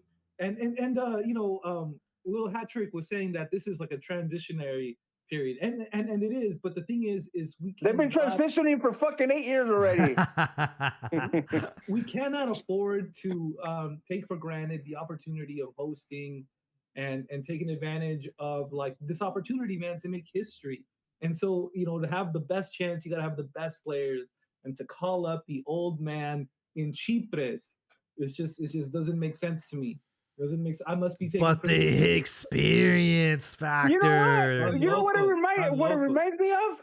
Remember when Brazil in 2014 they didn't have a goalie and they called Paulo Cesar, who played in the fucking Orlando, and then they got fucking shellacked. Yeah, that's what it reminds me of. Damn. I would have called My him Dita. pro for Ochoa is that will you tell me that Chivas is sitting where they're sitting on the table thanks to Tala? I wouldn't say so. I don't think he's that much of a difference maker. Dala he had a couple games where he saved our ass, man. Even against Atlas, he redeemed himself. I just don't see him being. I don't even see him lasting as a national team goalkeeper like for the next 5, 6, 7 years. Rangel's my guy. He's my number one goalkeeper for the World Cup, and it's his to lose. But I don't trust Aguirre, and I know he's done this historically, where he chooses the players that he trusts, and tends to be the players with more seniority, and that's Ochoa. So Jaime, but you also want like half the Chivas team. no, Yeah, you do, bro. it was great. It was great for the Iceland match. It made sense because we're gelling, and a lot of the bulk of that squad was Chivas. But hey, man, I'm also critical of Piojo. He has moments of brilliance. He reminds me a lot of like Bofo, bro. Like Bofo just has these moments where like, bro, you're a fucking genius. But then like, there's also those times where like, dude, you're just like in people's way. Like you haven't done anything. And Alvarado is nowhere near the fucking level of fucking game breaker. And I'm like, dude, we have these young prospects that I just want them to, Yael Padilla and Camberos, I want those fuckers to be getting minutes, and like we went over here and we signed more players, Pochos, and then we got rid of Cade Cowell, and I'm like, dude, like at least give these youngins a chance, these guys, they got the energy, they got the, they play differently, man. They play with a lot of confidence, and I don't know, man. I feel like Camberos should be starting for Chivas. And we already know what Piojo's capable of doing. And he's another player that doesn't transcend on the national team. Hey, does Campero walk after the year? Is his contract up? Did he sign an extension? I'm not sure. I know he's pretty salty about getting snubbed. He got a serious offer from Anderlecht in Belgium. Chivas said no. And they kind of iced out his contract until he signed it again. And we'll see, we'll see if he sticks around, but they're just letting him rot on the bench, honestly. Jaime, if the World Cup starts tomorrow and you can only have one Chivas player on the starting lineup, that's a good question. I'll give you mine. Mine is the same, Richie. Yep, Ledesma. Easy. Mine is Chirac Brian Gutierrez. Oh, dude, if I had to pick one player that I want starting against South Africa, that's going to be Hormiga Gonzalez, bro. Come on, bro. Nah, I'm going with Richie, man. I think he makes the team better. You guys are sleeping on the Chirac kid, dude. Oh, Brian, he's still got his sea legs, man. He needs to. He loses too many balls. But I like what he's got. I like what he's got. He's gonna do really well in his career. But right now, I think he needs to iron out those kinks. Dude, Hormiga is one of the best strikers we have right now. I know Raul's killing it over there in Fulham, and we got Quiñones scoring in the Saudi League, but Hormiga is like Chicharito 2.0, man. And but I'll say this though. I'll say this. Back when Henry Martin, when he was like the leading goal scorer on the national or not on the national team at America in the league, like you guys would sit here and talk and mention that like he's not good enough for the national team and he shouldn't play and basically saying fuck the form and Santi and all these things. And now it's just interesting to me that now Hormiga is having a great, last great year, let's say a great year. And he's been scoring. He was one of the, he was tied with like the most goals scored in the league last season. And now you want him to start. It's just like you got to be consistent, bro. Like that's all I'm saying. But you know what? I'm a one, Chivista, and I always gave Henry his props. He was always the thing is, well, you don't have a lot of fucking goal scorers, so you got just historically in Mexican soccer, so you always try to back up the guys that are scoring goals. How old and I was? remember La Bomba was fucking scoring, so and I know a couple of guys here. I know everybody's fucking if he's fucking scoring. I mean, because that's always been the case. Mexico doesn't really have a lot of options. How old was Henry Martin though when he was in his bag? Because he was already over the hill, bro. It's not he was like 28. Yeah, he was not a spring chicken, bro. Hormiga's like young 20s, and he's also like clearly not into women. This guy's focused on just scoring goals, bro. Like he's ready, bro. He's ready, and I know to see. I don't know, dude. Santi Jimenez, I would not be upset if he misses the World Cup because he's not even playing. I think he just got back in the squad today. Remember that the Peruvian guy that everybody was also trying to get on the team? No, that's what I'm saying. That, as soon as a guy starts scoring, everybody wants him because we don't have a lot of fucking options. So that's what happens. Everybody, I remember fucking people, Ormeño, and then when he went to Peru, no lo robaron. Nobody was saying that, dog. Nobody was saying that. Nobody was claiming Ormeño, dog. Nobody, dog. It's like, remember that defender, I don't know, Rifado Portales, he fucking scored like 2 goals on fucking set pieces, and everybody wanted him on the fucking team. Everybody wanted Neri Castillo. Everybody was gargling his goddamn balls when he was because he was good. Well, he was good. After that His fucking technical goal, ability was really good. And then we had Luca Romero. Oh, he's Mexican, Argentine, plays in Lazio. Hey, like remember when? Wait, this is how I know that it's sour grapes. Because there's 2 that you always bring up. You bring up fucking Castillo. Neri, and then you bring up Luca Romero. ¿Sabes la diferencia? Like every single time. ¿Sabes la diferencia? Es que yo juego en Europa y tú estás en México. But Neri had a good Gold Cup in the really great Copa America. Oh yeah, that fucking goal he scored against Brazil. Wow, double hat trick, bro. That's the one thing, bro. He can get a free beer anytime he just brings up the sombrerito he scored against Brazil. Brazil, nonetheless, man. I remember people wanted a chuletita Orozco on the fucking hell him and Chicharito. no. Yeah, no. I remember fucking Medio Tiempo making fucking those cartoons about him. A chuleta and chicharitos on the side. Remember, we had Kikín as starter at one point. Dark times. The problem is... He had his time. He wasn't bad. Wait, I already educated these dumb fucks about it. Like, Kikín had his moment in the sun, okay? He was practically like a Luis Hernandez. It was a Luis Hernandez type. I remember, dude, under Sven Goran Eriksson, we had some fucking weird call-ups. We had El pinche bloopers Ochoa, that fucking piece of shit. We had, what was the dude that played for León for a long time? He was was he Brazilian? But he was like white. Leandro Augusto. Yeah, Leandro I remember, Augusto? bro. We called him up. We called La Chilindrina at one point. The guy, Lucas Ayala, who shit his pants in the first 5 minutes he played. Bro, we called up some fucking weird ones under Sven Well, Goran. because there wasn't a lot of options. But the fucking bloopers of Choa, he was a piece of shit. I don't know why they kept on. They call him bloopers for a reason. And I'm a little salty because one time I asked him for his jersey and didn't give it to me. So that's part of why I call him a piece of shit. But he was a piece of shit. Yeah. Wait, were you working media when you asked them for the jersey? No, I was working. It was my first game when I was interning with Chivas USA. I had met him in Miami during a Sabio contest, so I thought I had a good rapport with him, like he knew me. So that first game, it was a Chile versus Mexico in the Coliseum. I thought we were cool, and I asked him for his jersey, and he pretty much told me to fuck off. Who the fuck are you? Yeah, pretty much. Let me go over. So fuck them. Let me go over some results real quick. So we talked about America. Cruz Azul got that 3-0 victory over San Luis. Good for you guys, padding up those stats. But you guys ain't winning shit this year, bro. Sorry. Who else we had? Oh yeah, of course, Atlas and Chivas. Look, that game pissed me off because within the first I don't know, 5 minutes, 10 minutes, we conceded that fucking goal off of Talavera's mistake. And then we came back in the second half. I got to give him credit. But very frustrating that Hormiga obviously got the goal, then got the PK, missed the PK, got another PK, and then this time Sepulveda said, let me handle this. He put it away. We got the victory.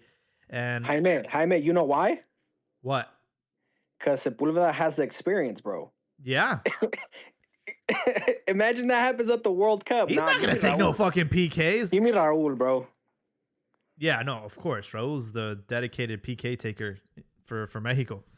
And, you know, we've seen Chicharo. Chicharo wasn't good at fucking taking PKs. And Hormiga's Chicharo 2.0. So I think that kind of hurt his confidence. But I'm so glad that Sepulveda took the ball and said, hey, fuck it, I'll put it away. And, you know, Chivas have always been plagued with terrible PK takers. I mean, the last reliable PK taker we had was Ramon Morales. Was because I didn't watch that game, but was Hormiga still on the pitch? Yeah.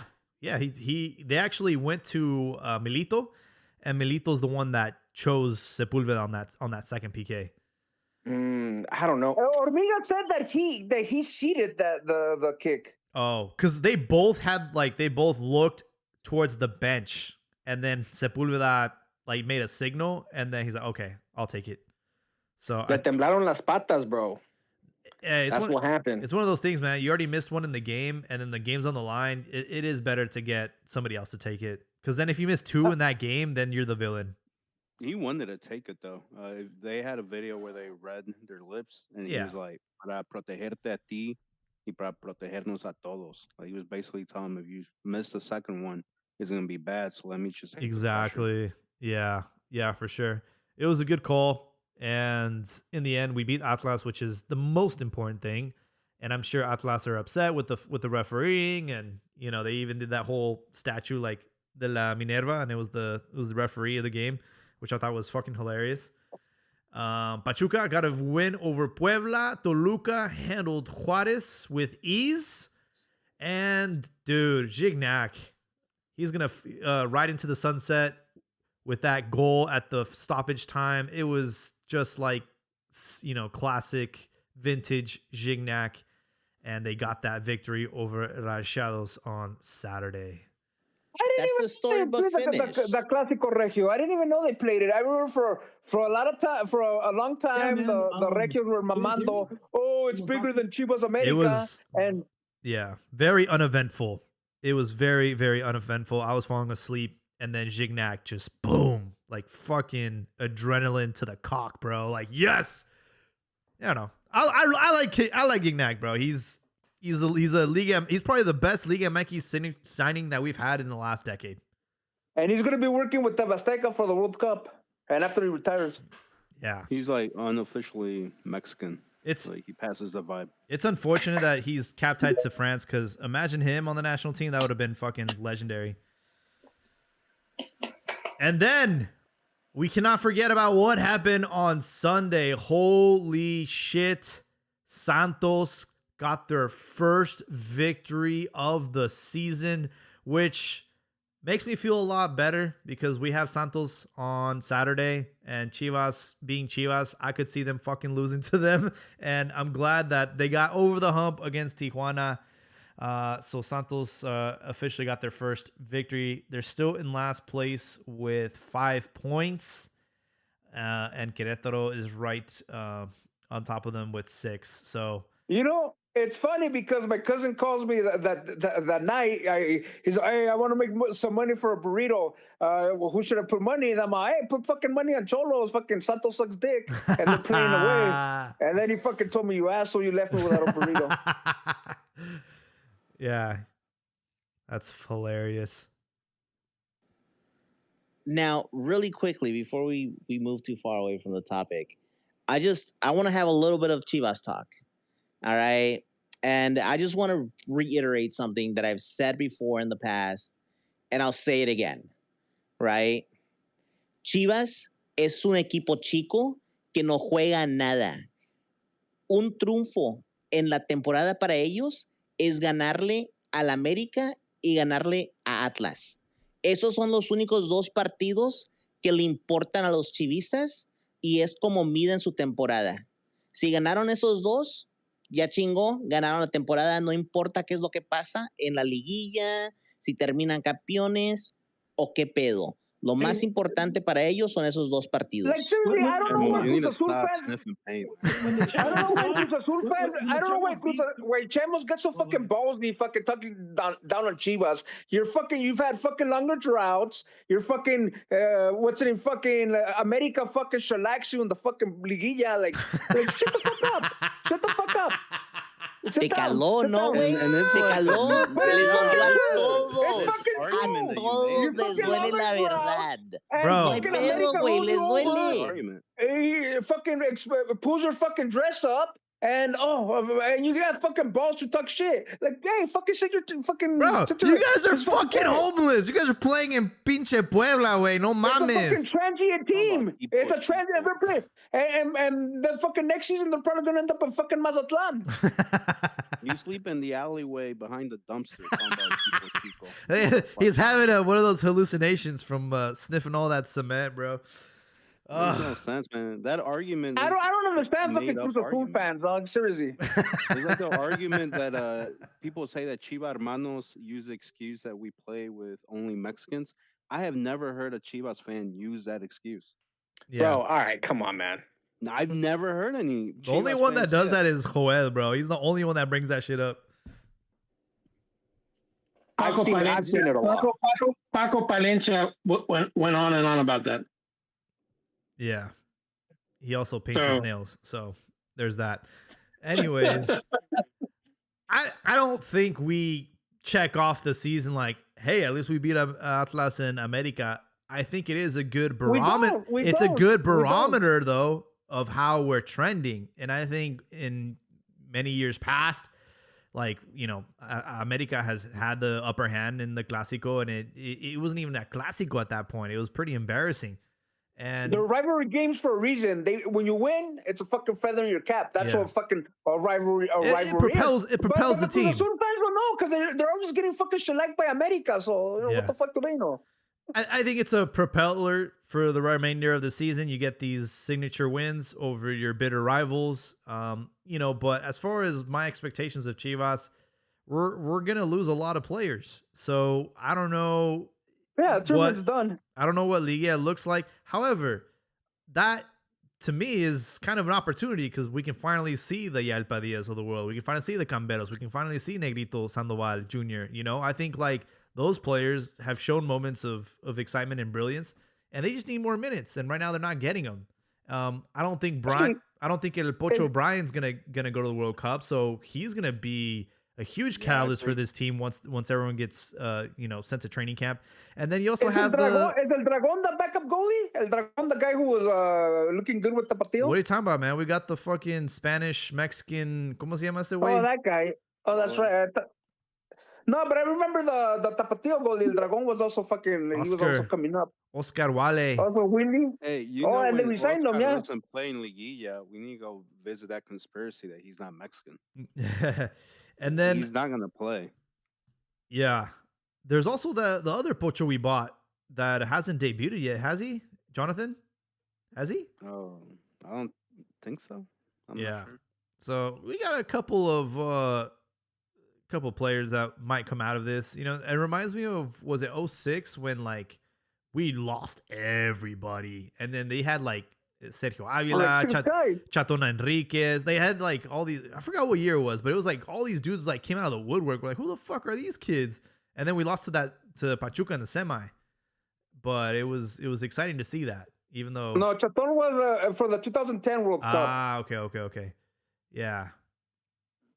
Yeah, I'm not too worried about it, man, because Tapatio, they're in 4th place in Liga Expansión. Tapatio's been giving results. I think it's going to be like that. I think Brian, like you mentioned, I think he's going to be the breakthrough star for us in Liguilla. I don't see him going to the World Cup.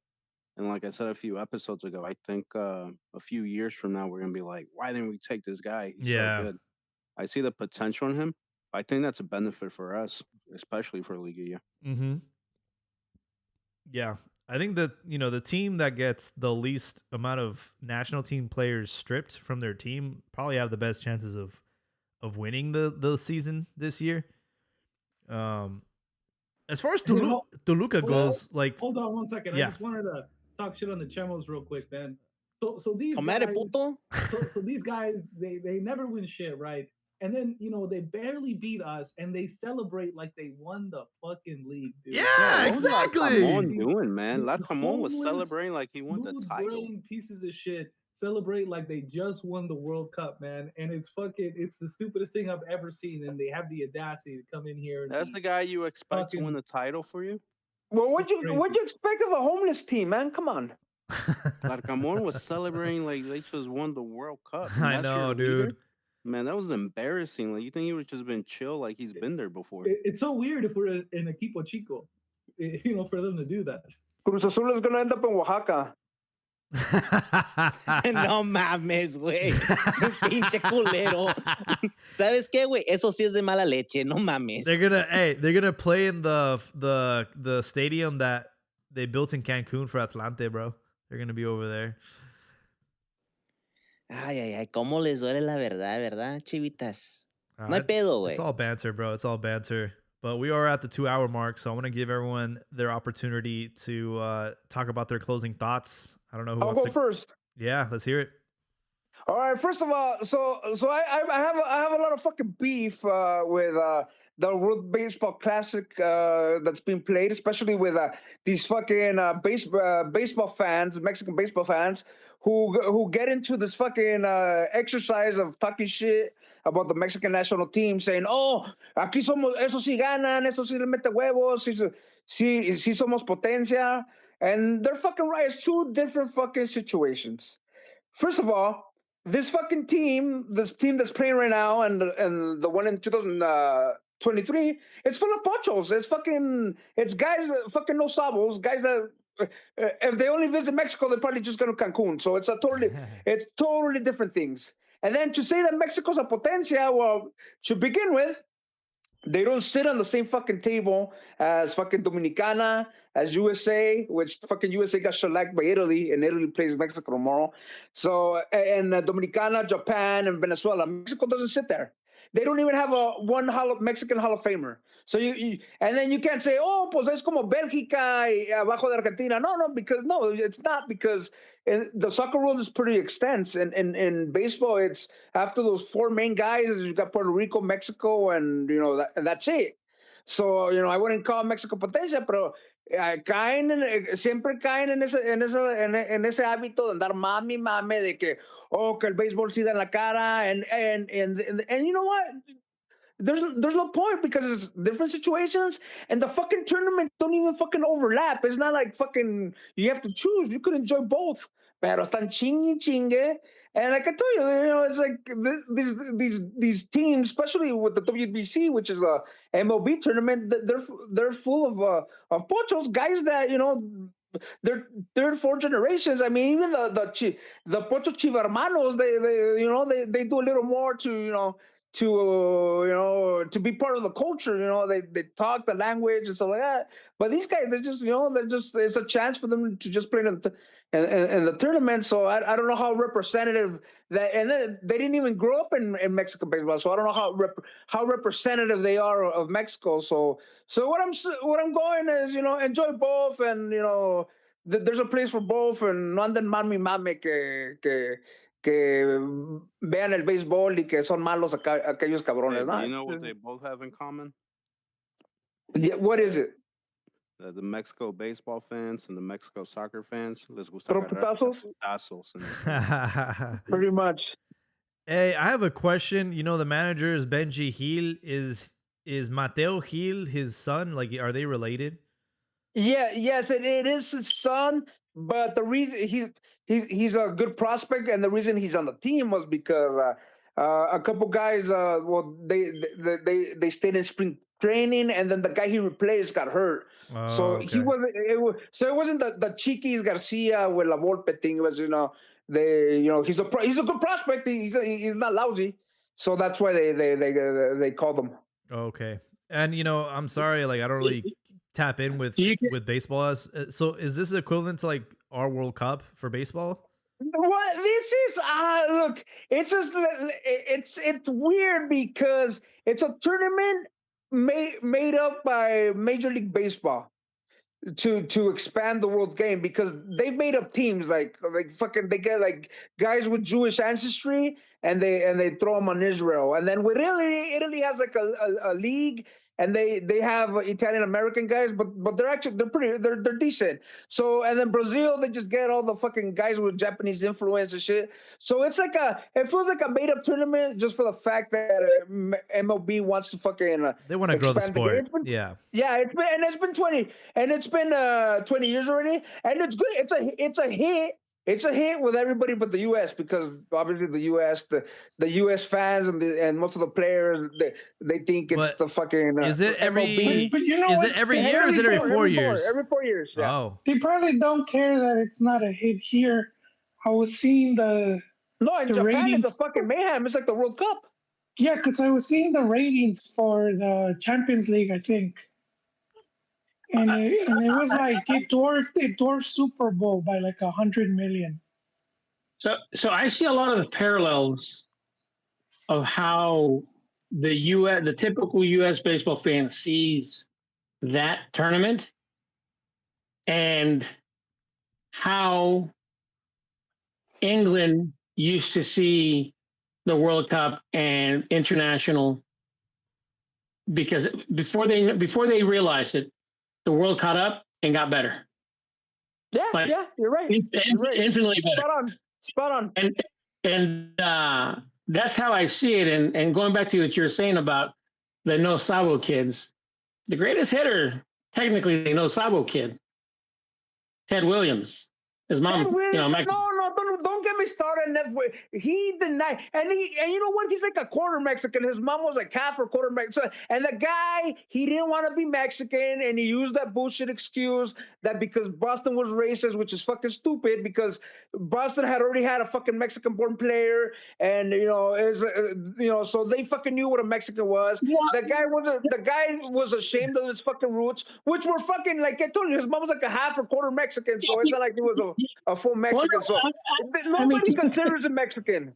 For the record, Boston is racist. In fact, Boston is so racist that Babe Ruth had to hide the fact that he's Dominican.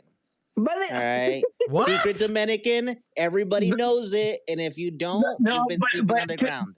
But to his credit, to Ted Williams' credit, obviously later in his career, in his life, and stuff like that, especially like when Nomar Garciaparra was a star of that team. He provided interviews, and he basically said, hey, that in his day, if he had his mother's, name, he would have encountered problems, and it's true. Mexican Henry played on the fucking team. He was ashamed. He didn't want to be. Didn't want to be considered brown. And you know what? I've seen it for the last 20 years when they have the best fucking the all-time Latino fucking teams. Nobody fucking includes them because he wasn't fucking proud. So and he wasn't proud, and that's what it is. I mean, so I don't consider him a Mexican player. So I mean, that's my thought on. For sure, Albert. Thank you for your closing thought. Who's next? I'll go Bueno, next. chavos. Bueno. Dale, Joel. No, go, Diaz. Go. So, question: like, do you claim Daisy Duke from the Dukes of Hazzard as Mexican? Yeah, I do. I claim Daisy Duke and Wonder Woman. Hey, Wonder Woman. Yeah, definitely the Wonder Woman. Chis vatos. Hey, all right, really quickly, just because I'm running out of battery. Guys, sound like Rifado just saying all the time. So here's the deal. Cruz Azul is heating up, right? Like I've been saying this whole time since the very beginning. Cruz Azul es una máquina. It just takes a little bit for it to get running. And once all the players are in place and they figure out how it is that it's going to work, everything seems to run smoothly.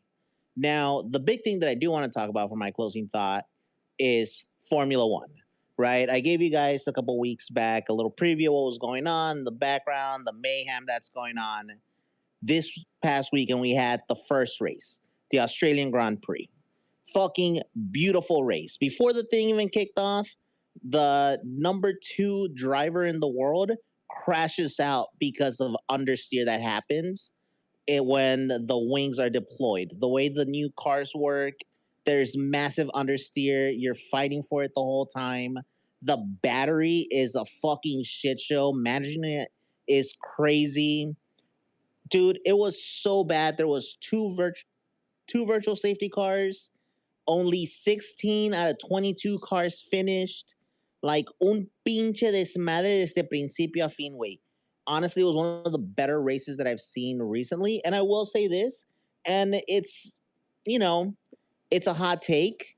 I think this new smart battery operating system that you have to use, you have to learn how to manage it, you have to do all of these different things, is better than the DRS that we used to have before. Because DRS was simple, smooth brain. I'm going to press this button and it goes. Now, here, I have to learn how to manage this battery, how to manage this extra power that I have. Because if I abuse it, it's going to be gone by turn 3. So I need to make it last the entire lap. Regen, do all of these things. Now, lastly, I do want to point this out that El Comandante, the Minister of Defense, is back. Checo Perez is back on the grid. He's running for Cadillac. He was the only Cadillac driver that was able to finish the race, as to how Bottas had an issue and broke down along. There was also a really interesting match between him and Liam Lawson, where Checo almost ran him off the road. Fucking beautiful. But with that being said, the China Grand Prix is this weekend. If you have some time, if you're in for some pain, Red Bull and vodka is a hell of a mix. Let's go out and have some fun, boys. Nice. Yeah, I have some homework for Abdias. I want him to spin up what team should I support based on the team that I support in Liga MX, because that would be helpful for people that are trying to get. I'm trying to get into F1, man, but it's overwhelming. There's a lot of teams, there's a lot of history, there's a lot of drama. And, I think, saying, hey, this is like the Chivas of Formula One, this is like the Cruz Azul, this is like the America. I think that would help me pick the team that I want to root for. Obviously, Checo Perez is Mexican, so I'm going to root for him.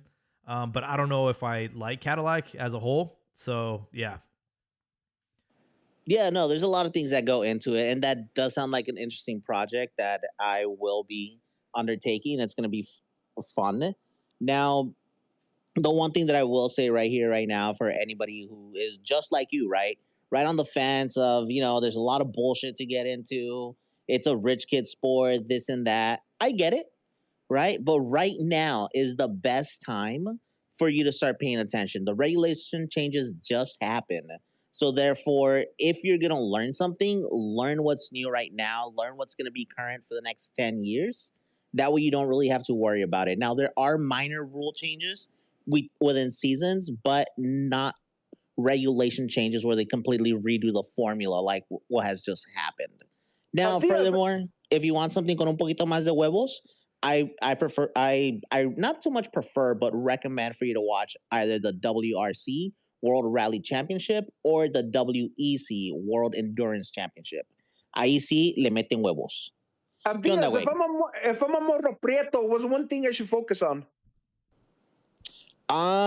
Pues si eres morro prieto, güey, yo diría focus on the lower half of the team. Focus on the poor people, somebody that you can relate to. Wow. There's a lot of failure there, but the small little wins saben mucho más sabrosa. So therefore, look at Williams, look at Haas, look at Audi, which is steak. They just took over the name. Look at those lower teams down there. An Alpine is a great shit team to look at if you're cool with it. Now let's not forget better water systems, and it's a cool pink and blue tee. So there's some teams out there, but don't worry, guys. I will make up this list for you guys. But yeah, Morro Prieto. I would say, you know what? Go for Williams. You used to be great. Ahora not so much anymore. You're poor. You can say that que venías de dinero, pero pues Ya no, güey. Y se nota. That's funny. Awesome, Abdias. Thank you for that. And I also encourage anybody that wants to get into F1, just go on Netflix, man. Drive to Survive. There's 8 seasons. I made the mistake of watching the latest season. But I'm going back and watching like the earlier, like the first season and going from there. And it's like, wow, dude, like it's really cool to see all the stories develop. But Joel, you're up next. Yes, sir. So I'm going off of 2 clips I saw recently on social media. The first one was Layun, and he was talking about how when he was in Italy, he realized how, you know, kind of the training and a lot of the aspects were lacking with Liga MX. And I think when players make those type of commentaries, it I feel like it gets taken the wrong way, and it gets made to be seen like Mexico's so far behind. You know, it's kind of ridiculous because it's just the way the game is global now. It's like you have access to all that. It's not like it's a secret how they train or all these systems. It's easily accessible. Um, and it's for me what was telling was that he came out of Gallos Tijuana and then Veracruz, not teams that are like really known, for player production. And he still made it. He made it. He got to go to Europe. Got to play selección. He got to do all of that. But so I think for me the takeaway is it's more on the mentality type, and for me it's from what I've seen from like former players, coaches. That's more on the player than what Liga MX has to offer because it's there if you want it. If you want to put that extra work, and I remember we had an interview. This was a while back, but it still rings true with Hans, and he was talking about how a lot of the players in Mexico, he would ask them if they were going to go abroad or if they wanted to. They would say yes, and he would ask them if they're learning English. The answer was always no. So he didn't care to do things like that. So you can't expect the club to hold you by the hand and do all of these things for you. I do think like when the players want it, it's there. And this is where the second example comes in. It was a clip of Moy Munoz talking about how he got left off the World Cup and how he thought he was closer to Piojo, and Piojo never really explained to him. He never did ask him though. They asked him, did you ever tell him, why he left? He said no. And it was interesting because in the comments, someone posted an interview of Piojo talking about why he left Moy Munoz. And he said, when the training was done, he would just go home. The other keepers would keep on working. And that to me, it's been the main thing, that if you have that mentality, it's there for you to have it. Because I know like physicality is something we've criticized, but it's not like that the players can't get it. You've seen players like Carmona, Paco Palencia, those guys were ripped, even Pulido. So, I mean, it's up to the player. The club's not going to, yoke you up, against your will. So you end up with more trophies. And then the last link to this was shit. Now I'm forgetting. No, I remember now. Pardo, because to me this is also from a podcast where he was talking about why he went to Stuttgart, and he said because he wanted to play Champions League, and this was back when there was only the top 2 teams. So he said he knew off the bat going there, they were going to have to fight for the league championship. It's the only way they could get to go play, and they did. His team ends up winning the Bundesliga, which is very impressive. Seeing how it's always Bayern or Dortmund, but he wins it and he gets to play Champions League. But even more impressive was that this dude ended up being one of the captains, and I figured he must have sped up in learning German. So I think with a lot of these criticisms that comes in, it's more for me. It's more on the players. I think that's what's still lacking, that overall mentality, the one to put in the extra work, to go further. Like, because I think once they make it, and it's obvious because of the pay, you know, there's lack of that motivation to wanna improve. And I would say this of in Europe, it's obvious there is more competition because they're always bringing in players from everywhere, and so there's that. So I can think that forces those players to be more competitive. For sure, Joel. Thank you for joining us tonight. Wait, last, really quick. Welcome, just want to welcome Hetrick back. Yeah. He's actually been on before, but it's been a while since he's been on the pod. Yeah, absolutely, man. Well, we always appreciate getting some fresh voices in here because I'll be honest, man, I get tired of listening to you motherfuckers sometimes. Talking about Copa Libertadores every fucking episode. It's like, yeah, let's find some new blood in here. So, little hat trick, encourage you to come back on the panel. If you want, feel free to go next as closing thoughts. I got you. Thank you. Appreciate it. First of all, yeah, obviously, thanks for having me on. Like Jolie said, I'm a longtime listener. Basically, I was just really tired of you guys dogpiling on Ron. This is the Cantina MX podcast, and Ron and Jolie are in the back. They're drinking coffee, maybe some tea, and you guys are at the bar taking shots. So I'm like, damn, bro, like I gotta go in there and help them out a little bit. But I think I'm going back to the Malagon point, which if you know, I think this is a karmic debt that he's paying. Back in for the Tokyo Olympics, he's paying his dues, which is unfortunate. I wish him well, but if he did those things, then whatever, it is what it is. I think I'm hoping that America ends up signing another player, and if they don't, then I just hope that they.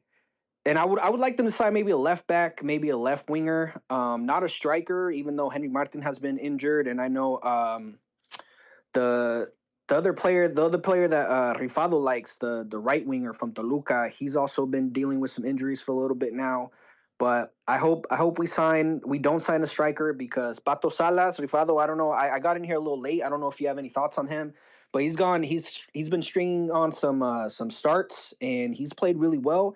I used to call Henry Martin Raul Jimenez light. I feel like he's right below them. In terms of playmaking from the striker position, he's kind of like a 9.5, and honestly, he's been playing really well. I think with some more playing time and some confidence, he can turn out to be a Liga MX starter. I'm not going to say he's going to be one of the top strikers or anything like that, but it's just going to be interesting to see how his career goes. And he's been taking he's had his opportunities now, and I think he's played well and taken advantage of them. So basically, all I can say is I hope that we use this time to develop some players, and I think there's going to be a lot of turnover this summer. Thank you, guys. For sure. I guess I'm left. We still got a couple more. Go ahead. Two things, and some of it actually relates to what Hoyle was saying. First, the comment. Gareth Bale was on the podcast, the one with the Man U guys. Oh shit, what's the name of it? The Overlap, I think. I forget what it is. But they asked him about Zidane as a coach, and he basically said he didn't really do much. I mean, unless they were playing Bayern or playing Barcelona, 15 minutes of tactical training here and and stuff like that. But it was just pretty much just shooting drills and stuff like that, And one of the criticisms about Hugo Sanchez when he was a coach is that until this day, a lot of people will take don't give him the credit for being a coach. They're saying that he was just a star figure and stuff like that. But in Mexico, and they didn't do that. They didn't do that with Zidane. But what the thing about it is that Hugo was a perfectionist. And in fact, I actually saw some of his training practices and stuff like that. So I think sometimes it does get overblown to what or things aren't really put in perspective, like Hoyle suggested. And that's one observation. And then the other one was, I don't know if you guys were keeping up with what's going on with the Barcelona elections. How basically Xavi is outing Laporte, and basically saying that, hey, that, the one, it was Laporta, the one that undermined, Messi in coming back to into Barcelona back in 2023. And just, going back, just, keeping up with what's going on over there, because they're having elections for the presidency, right? And then also, a couple of years back, remember I was keeping up with the presidency, the elections for Boca Juniors with Riquelme and stuff like that. And Riquelme has burnt a lot of bridges with even, a lot of former greats. I mean, he even burned bridges with Maradona. And, I keep, going back and forth and just wondering if that model is outdated.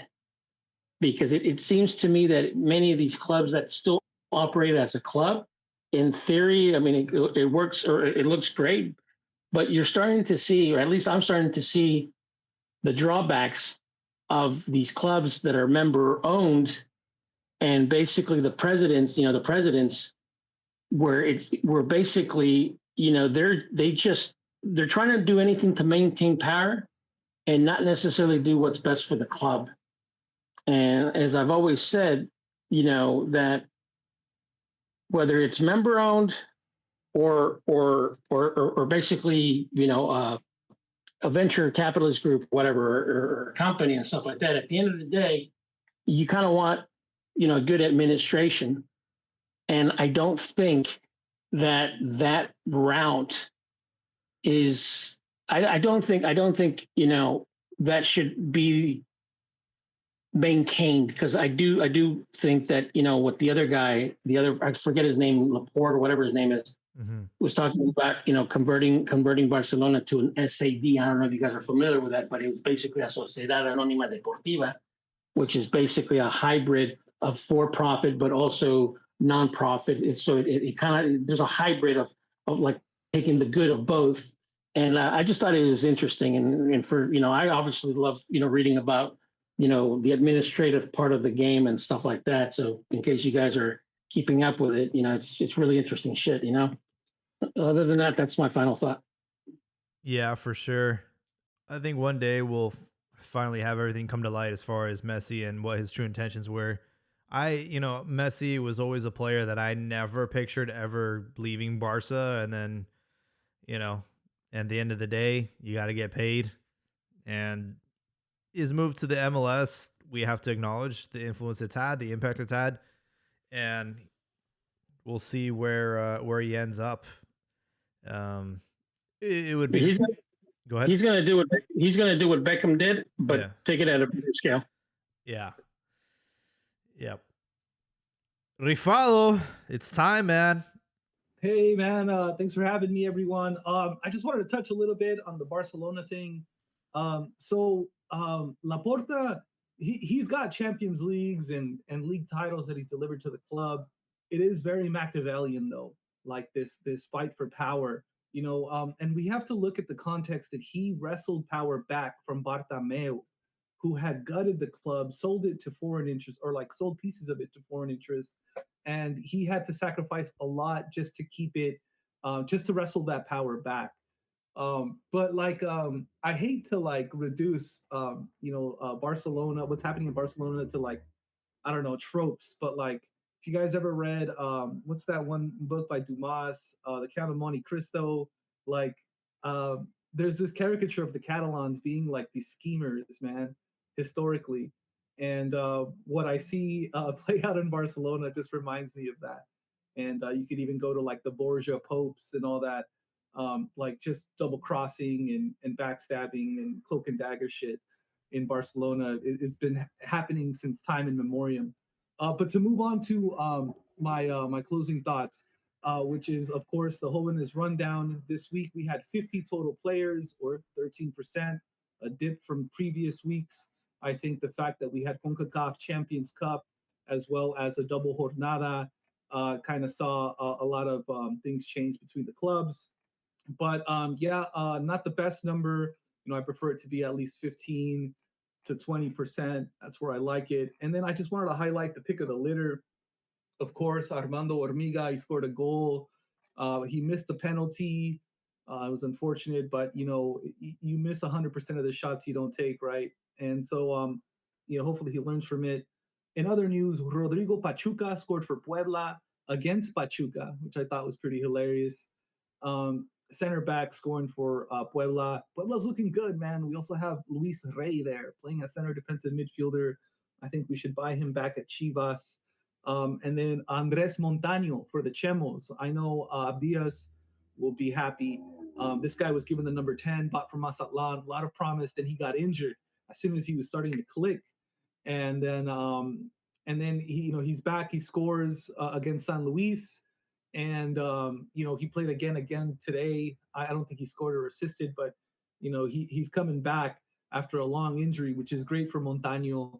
I was very excited for him and was even like fawning over the idea of him playing for La Selección. And then he's been out for, I don't know, 9 months or so, and so I don't think he's going to go to the World Cup or anything. But yeah, that's the Jovenes rundown. Thanks for having me, everyone. I really do appreciate it. And yeah, take it easy. Awesome, Rifado. I think you lost a lot of the ESL kids when you mentioned the Count of Monte Cristo. Oh, God. I had to throw that in there because we talked about it in the chat. As far as me, closing thoughts, we weren't really able to discuss it, but we have to acknowledge the great form that Hormiga is in, and Borussia Dortmund is monitoring his situation. And look, that is a dream scenario for this kid. I miss having a reason to watch the Bundesliga. I think it complements the Mexican very well. We've had winners in the Bundesliga all the way back from Stuttgart days. And I think that this move to Dortmund would be a dream for Hormiga. They are shown that they can take talent, raw talent, and turn them into superstars. They've done it time and time again. And we haven't had a Mexican crossover to that team yet. So I'm hoping that this move goes through. I know it's all rumors right now, and there's a lot that can happen between now and the summertime. But Hormiga is definitely a player that I want to see excel abroad. I don't want him trapped at Chivas for too long, because I do think that there is a time window for a player to go abroad. And then if it doesn't happen, you see what happens to all these kids that ended up staying in Liga MX. So hoping that that move happens. And that's really the only closing thought we have for the night. But want to thank everyone's participation. It was a really good episode. And for all of our listeners that will be listening to this later tonight or tomorrow, hey, we want you guys to check us out, man. Hop on Twitter, check out our social medias, go on cantinamx.com, get some swag. We're here to support you guys, man. Hope everyone has a good night, and we'll catch you